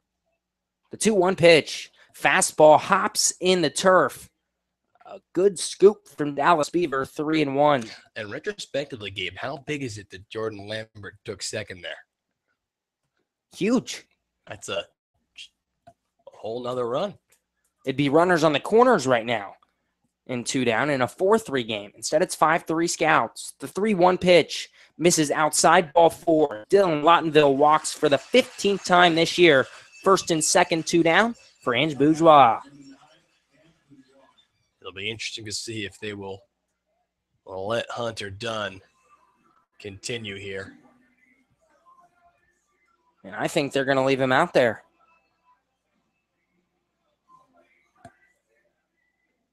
Hunter Dunn will stay out on the mound. Bourgeois bats from the left side. The first pitch popped up, center field. Vogelsang coming in, makes the grab, and that'll do it for Xenia here in the 5th inning. But boy, did the Scouts do some damage. 4 runs on 4 hits. They leave 2 left aboard, and Xenia has a 5-3 lead as we head to the 6th inning in this 7-inning ball game. Caleb Fernholz will be back out on the mound for Xenia. Andrew Alix will have the play-by-play for the 6th and 7th. You're listening to Xenia Scouts Baseball on the Xenia Scouts Radio Network.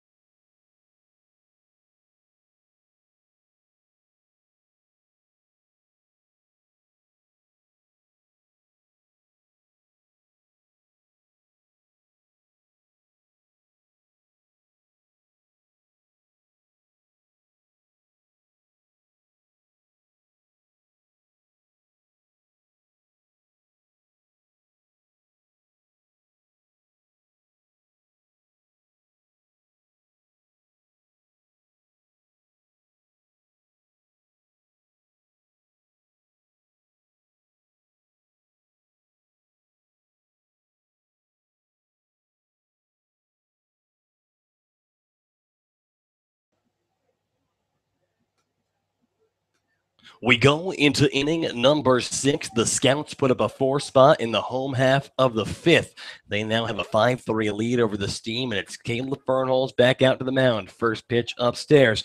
1 ball and no strikes. The batter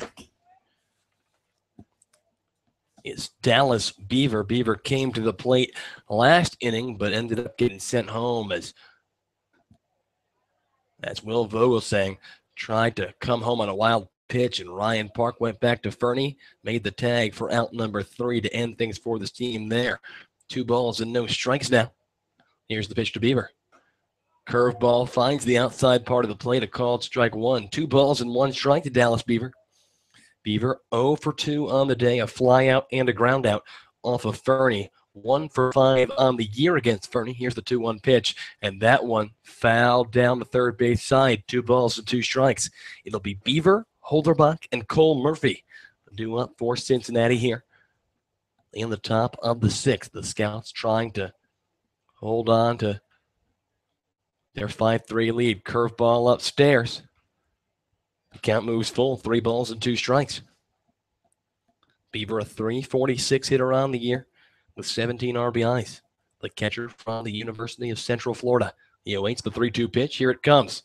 And curveball upstairs, ball 4. Caleb Fernholz puts the leadoff man aboard. And 1 on and nobody out now for the Steam. Up next, number 3, Alix Holderbach. So now Holderbach to the plate. Fernholz has had success against Holderbach thus far. Holderbach is 0 for 2, a couple of flyouts to left. Alix, a .340 hitter coming into the game, 5 doubles, 4 home runs, and 13 batted in. He bats from the right side here against the righty Caleb Fernholz. Steps in. 1 on and nobody out here in the top of the 6th. First pitch. Upstairs, ball 1. Fernie has missed on a couple of pitches in a row here. See some work in the bullpen. Looks like Caden Owens and Landon Williams both warming up in the pen for Xenia. 1-0. Fernie delivers. Curveball high yet again, 2-0. Williams and Owens, of course, the 2 guys in the bullpen for Xenia. Xenia's only 2 All-Stars this season. So Fernie's going to step off.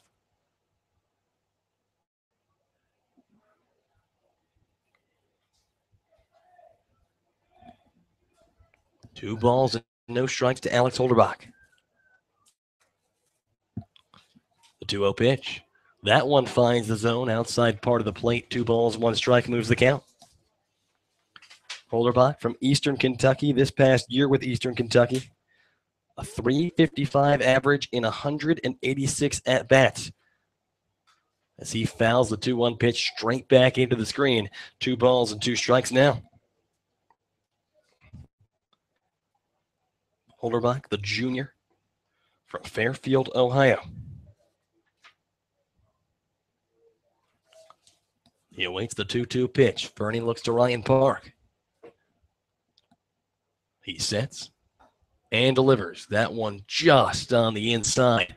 The count moves full. 3 balls and 2 strikes now. A big out for Caleb Fernholz. As the Scouts just need 6 more to put this one in the victory column. The 3-2 pitch. Up and in, ball 4. A couple of straight walks from Caleb Fernholz has the tying man on base for Cincinnati. It'll be interesting to see if Bubba Cates is going to leave Caleb Fernholz in. And no, that will be it. Looks like it is going to be a call to the bullpen. As Cates slowly walks out there, the entire infield coming in. And that is going to be it for Caleb Fernholz. Landon Williams will come in for the Scouts. And that is going to be it for Caleb Fernholz's Xenia Scouts career. Fernholz in his last start tonight as he will head back to the Northwoods League with the Mankato Moondogs as he pursues a starting role there. And for Caleb Fernholz, a guy who I personally know very well, a guy who has been on the Scouts team. He was on the Scouts team last year, of course, a late arrival to the team this year. There's not a man that you can look better for in a leader, as a role model to some of these younger guys. No guy with a better attitude, no guy who is more of a competitor out there. And though the Scouts only had him for a short time this season, his impact, of course, both on the baseball field, we saw what an impressive performance he had in his first couple of starts and his first 2 starts, scoreless baseball, and now today, 5 innings of 3-run baseball, pitched extremely well against this first-pace Cincinnati club. And, this Scouts organization owes a big debt of gratitude to the man we call Fernie. So while Landon Williams warms up, I'm going to step off. But shout out to my boy Caleb Fernholz, man. Not a better guy out there.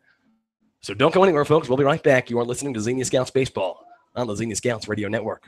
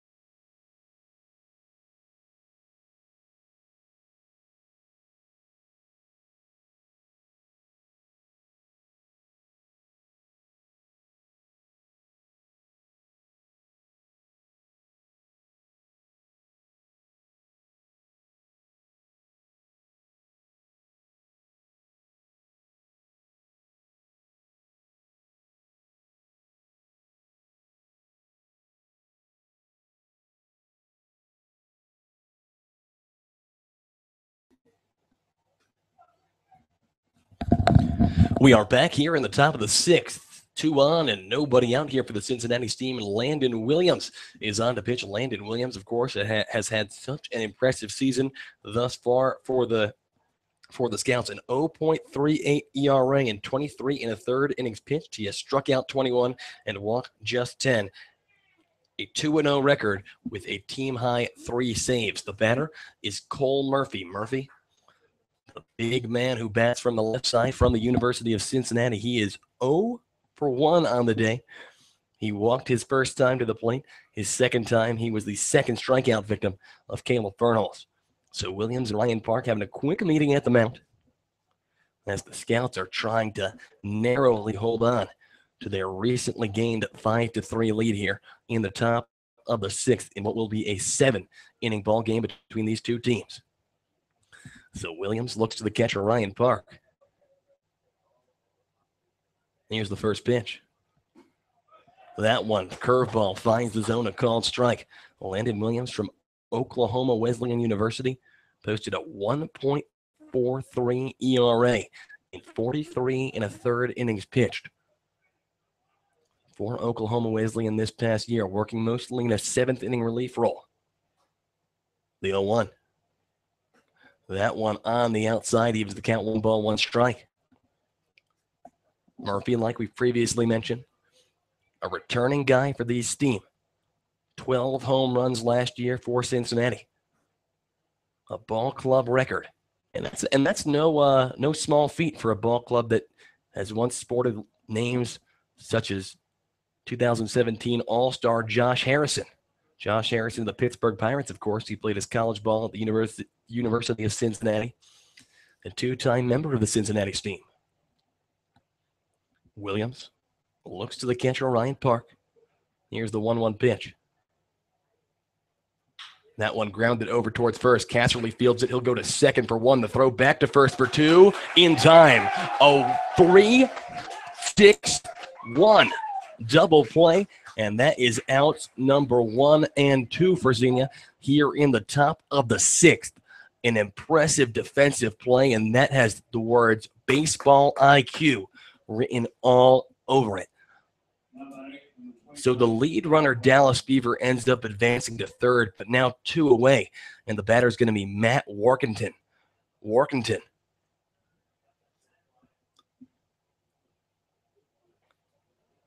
First pitch. Hit in the air, foul. First base side out of play, 0-1 the count. Workington is 1 for 2 in this game. He singled in the second, ended up coming around to score the first run of this ball game for the Cincinnati Steam. He bats from the right side here against the righty Landon Williams. 0-1 the count here with 2 away. The runner at third is Dallas Beaver. The 0-1 from Williams. That one is hit up the middle into center field. A base hit. The runner at third, Dallas Beaver, is going to head home. An RBI single from Matt Workington cuts the Scouts' lead to just 1. And a clutch moment for Workington, who's now 2 for 3 in this contest.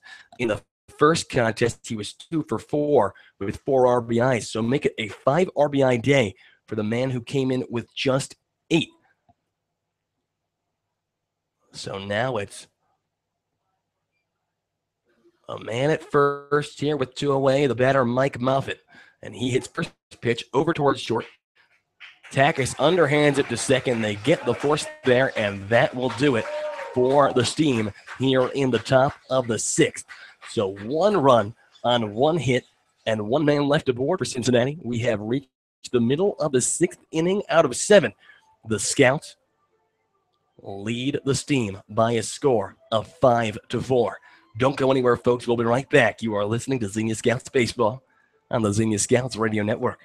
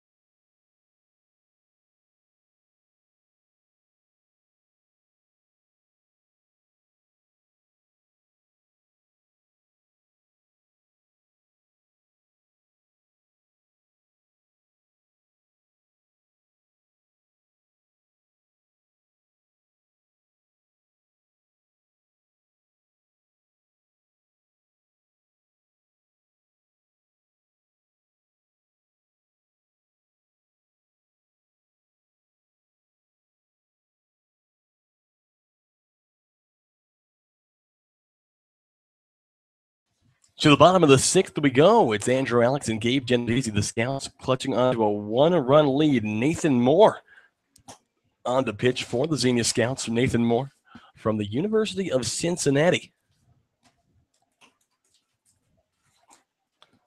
As he delivers first pitch, a strike to the leadoff man, Francisco Andina. Andina 0 for 2 on the day, but he did draw a walk his last time up. Came around to score as he takes 0-1 in there for a called strike. So Andina quickly behind in this count, 0-2. It'll be Andina, Ryan Park, and Aaron Takis due up here in the home half of the sixth. The Scouts just 3 outs away in this 7-inning ball game, clutching on to their 5-4 lead. The 0-2 pitch, that one bouncing in the dirt. The count moves 1-2. Nate Moore on the year, a 7.87 ERA in 6 appearances with the Cincinnati Steam. 8 innings pitched, 9 runs, 7 of them earned. 14 walks to only 6 strikeouts. A ball and 2 strikes now to Francisco Andina. Here's the pitch. And that one bouncing in the dirt yet again. Evens up the count 2-2. Andina, who is now up to 21 walks on the year. Came into the game with 18. That is good for a team high. 2 balls and 2 strikes now to Andina. Moore delivers. And swung on and missed strike 3. Got him on the fastball. Out number 1. Punch out number 1 for Nathan Moore. It's going to bring Ryan Park to the plate. And if you're the Scouts, to state the obvious here, you would love to get 1 insurance run heading to the 7th, especially with the Steam cutting the lead back to 1 last inning. Excuse me, in the top of the inning. First pitch now to Ryan Park. That one a fastball taken all the way, a called strike. Moore, the righty. So Ryan Park now batting from the left side.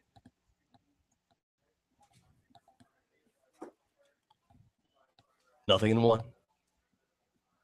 The delivery. That one upstairs and outside. 1 ball, 1 strike. Park is 1 for 2 on the day. A single. Came around to score last inning. He also walked back in the 3rd. The catcher from Point Loma Nazarene awaits the 1-1, and he fouls that one straight back. Park now behind in the count. 1 ball and 2 strikes. Aaron Takis awaits on deck. The Scouts trying to get at least 1 more on the board, as they will have to face Dennison, Vogelsang, and Jace Mercer in the top of the 7th. Park takes on the outside now. 2 balls and 2 strikes. The 2-2 pitch. And that one bouncing in the dirt. The count goes full. 3 balls and 2 strikes to Ryan Park. We talk about Ryan Park. We talk about his plate discipline.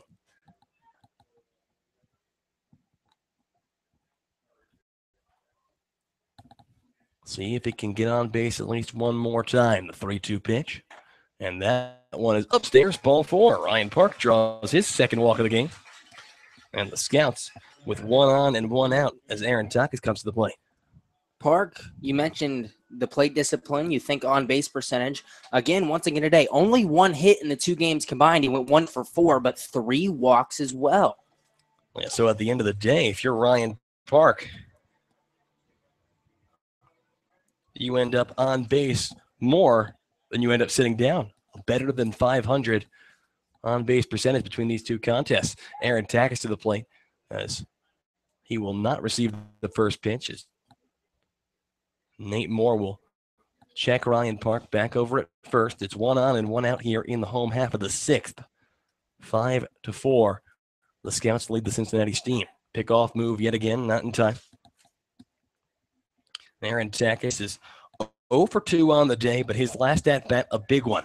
The sacrifice bunt that moved Ryan Park and Francisco Andina over 90 feet into scoring position allowed the Scouts to make their comeback as the first pitch to Takis, a fastball in the dirt. 1 ball and no strikes.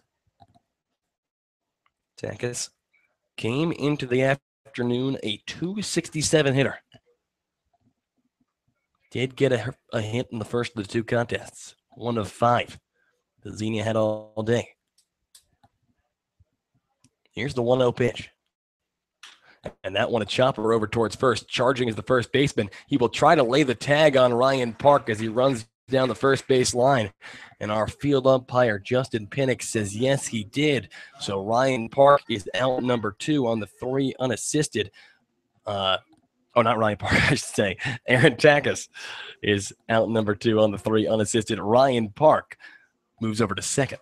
And now in scoring position for Kyle Casterly, who is combined in the doubleheader 4 for 6 today. So he's had the hot bat.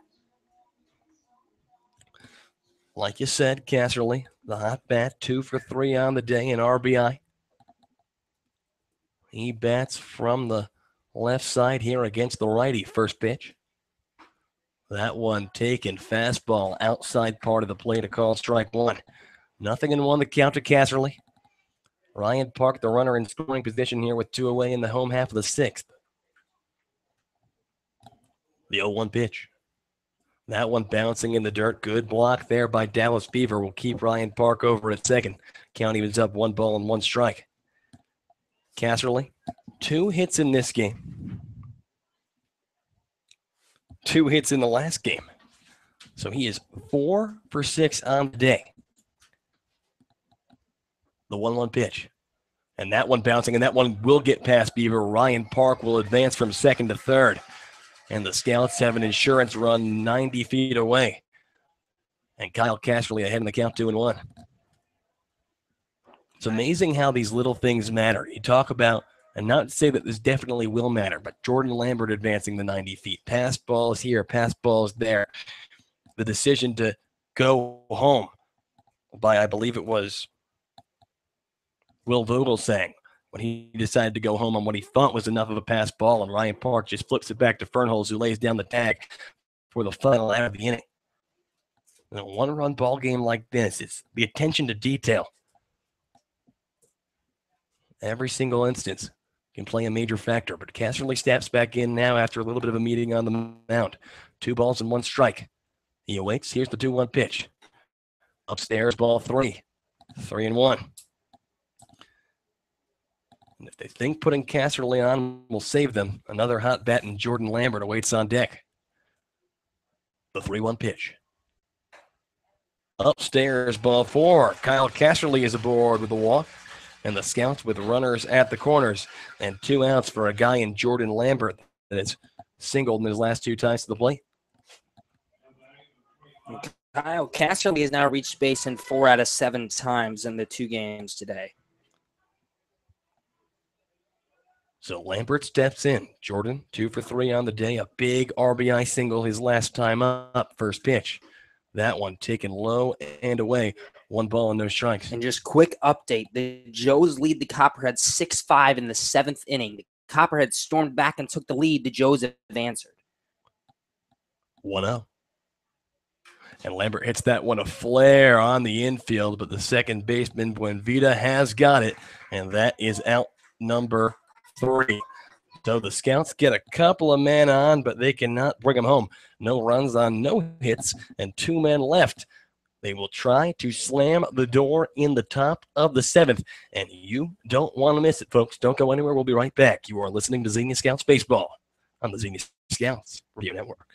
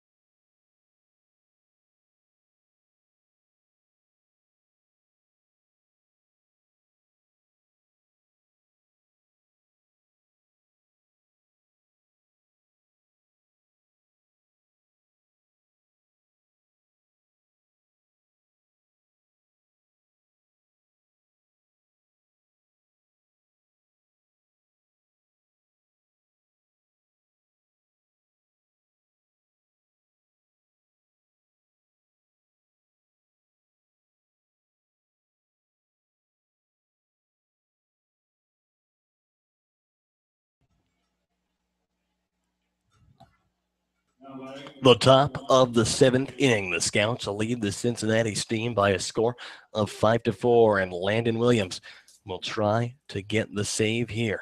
He will face Dennison, Vogelsang, and Jace Mercer. First pitch, that one finds the zone in there for a called strike. Dennison to the plate. He is 1 for 2 on the day, an RBI single. Back in the first, he bats from the left side here against the righty Williams. The 0-1 pitch, swing and a miss on the slider. Landon Williams quickly ahead on this count, 0-2. Williams,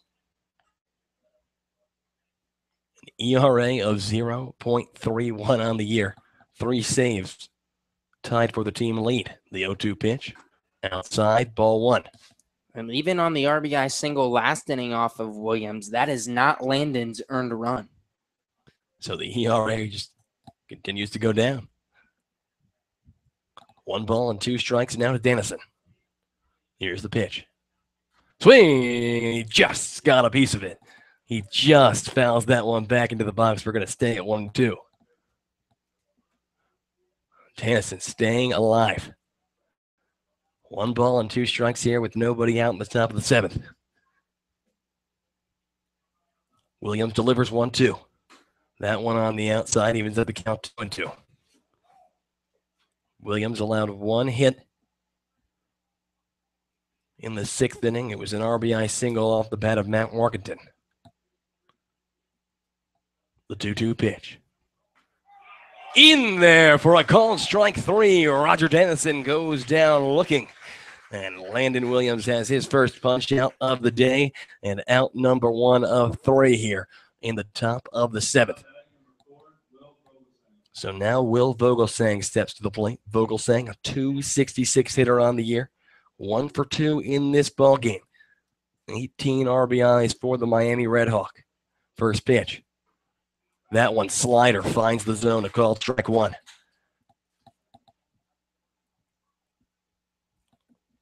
His single back in the 5th. A bunt single, however. Joey Roddy playing in over at 3rd, the 0-1. That one taken low. Slider again, 1 ball, 1 strike. Good pitch by Williams. That slider working for him here in the 7th. 1-1 the count. Landon Williams. He delivers. And that one hit back at Williams. He gloves it, runs towards first. Underhand toss, out number 2. And that's a way to field your position right there from Landon Williams. Save yourself of a hit. 1 out away from a win. So the man they will have to retire is Jace Mercer. Jace Mercer, 0 for 1 on the day. 0 for 1 in this contest. It's hard to say on the day when we've played 2 today, but 0 for 1. He has reached base twice on 2 walks. In the first contest, he was 1 for 4, or 3 for 4, I should say. First pitch, slider, outside part of the plate, a called strike 1. 0-1 the count here. 2 outs in the top of the 7th. In what is just a 7-inning ball game, the Scouts with a 5-4 lead, trying to put this one away. The 0-1 pitch from Williams. That one hit towards Ange Bourgeois. He fields it cleanly, throws over to first, and that will be all she wrote. The Scouts take game 2 of the doubleheader by a score of 5-4. They take a split after the big first game loss and show some real grit, a comeback victory.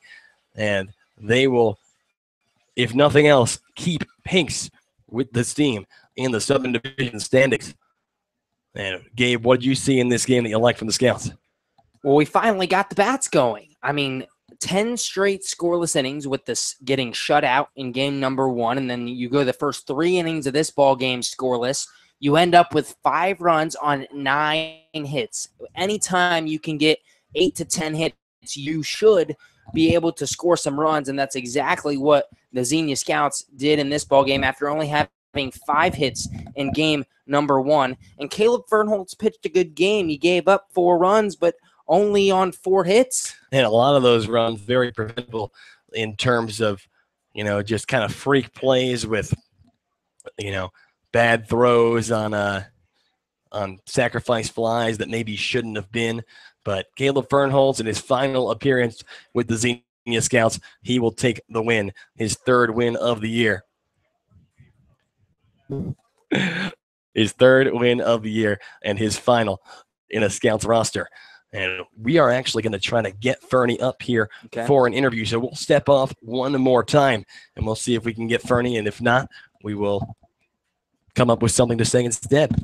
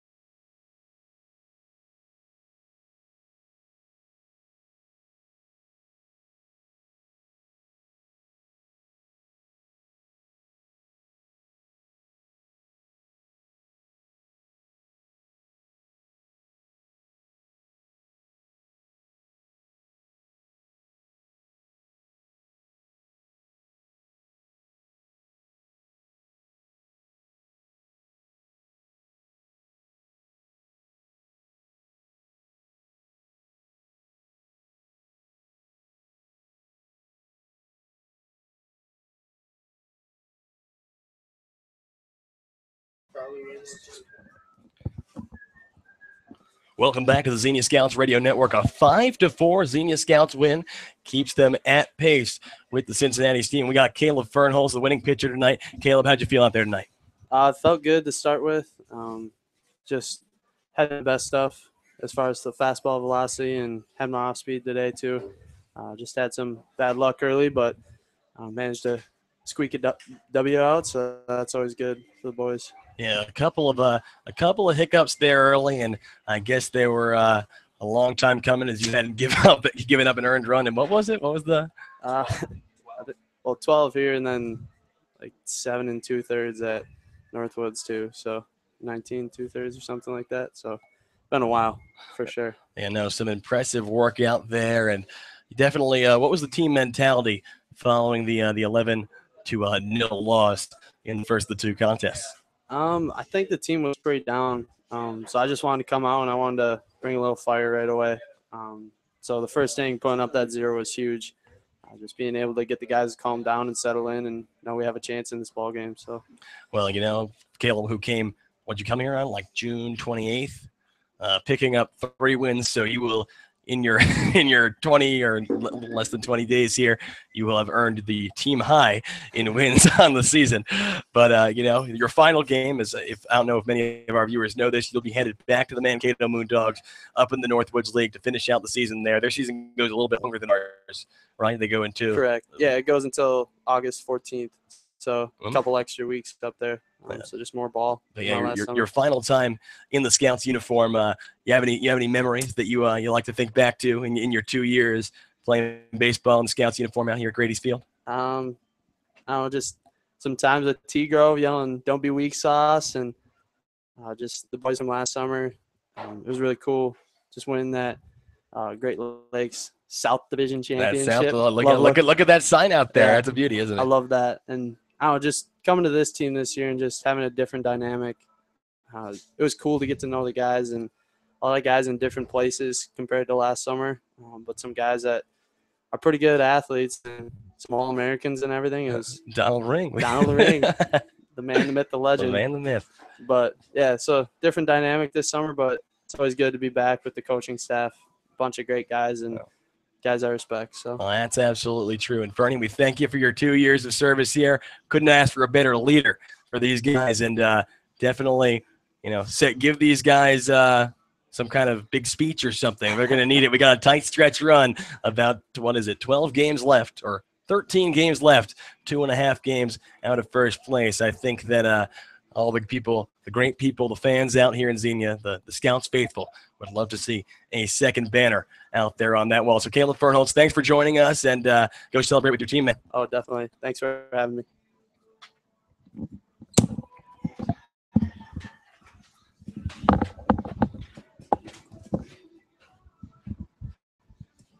So the final score, like we said, the Scouts 5, the Steam 4. The Scouts with 5 runs on 9 hits, no errors. The Steam with 4 runs on 5 hits and no errors.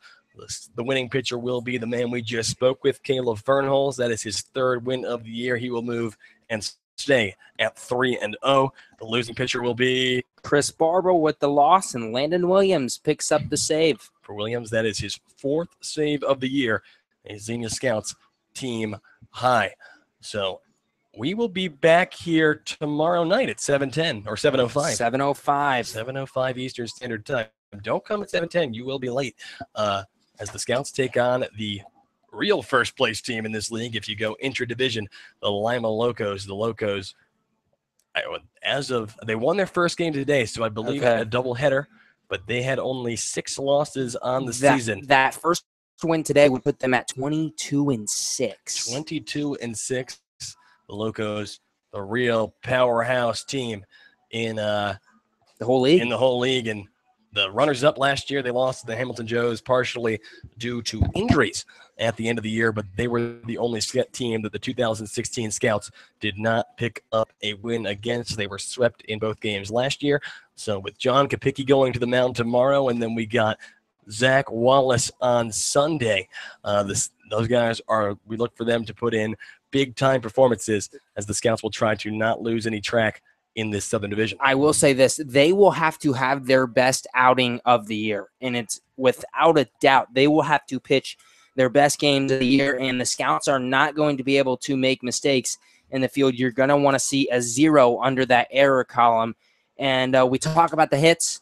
The Scouts are going to have to put up runs, because if I'm just spitballing, just guessing, I'm going to say the Locos put up at least 5 in each game. Well, except for the first game today, they actually only won 1-0. But well, key score 1-0. Even when they only put up 1, they will shut them out. So we're looking forward to a fun weekend here. And, like we say, in this stretch run, anything can happen. The Scouts just 2.5 games out of first place with a couple to go. So a lot of action. Every pitch is going to count, and you don't want to miss one. We hope that you're here with us for every single one of them on the Xenia Scouts Radio Network. But a big win for the Scouts tonight, 5-4 in the second game of the doubleheader. I am Andrew Alix. He is Gabe Genovesi. For us and the entire Xenia Scouts family, we thank you for joining us tonight. We hope to see you tomorrow. Have a blessed night.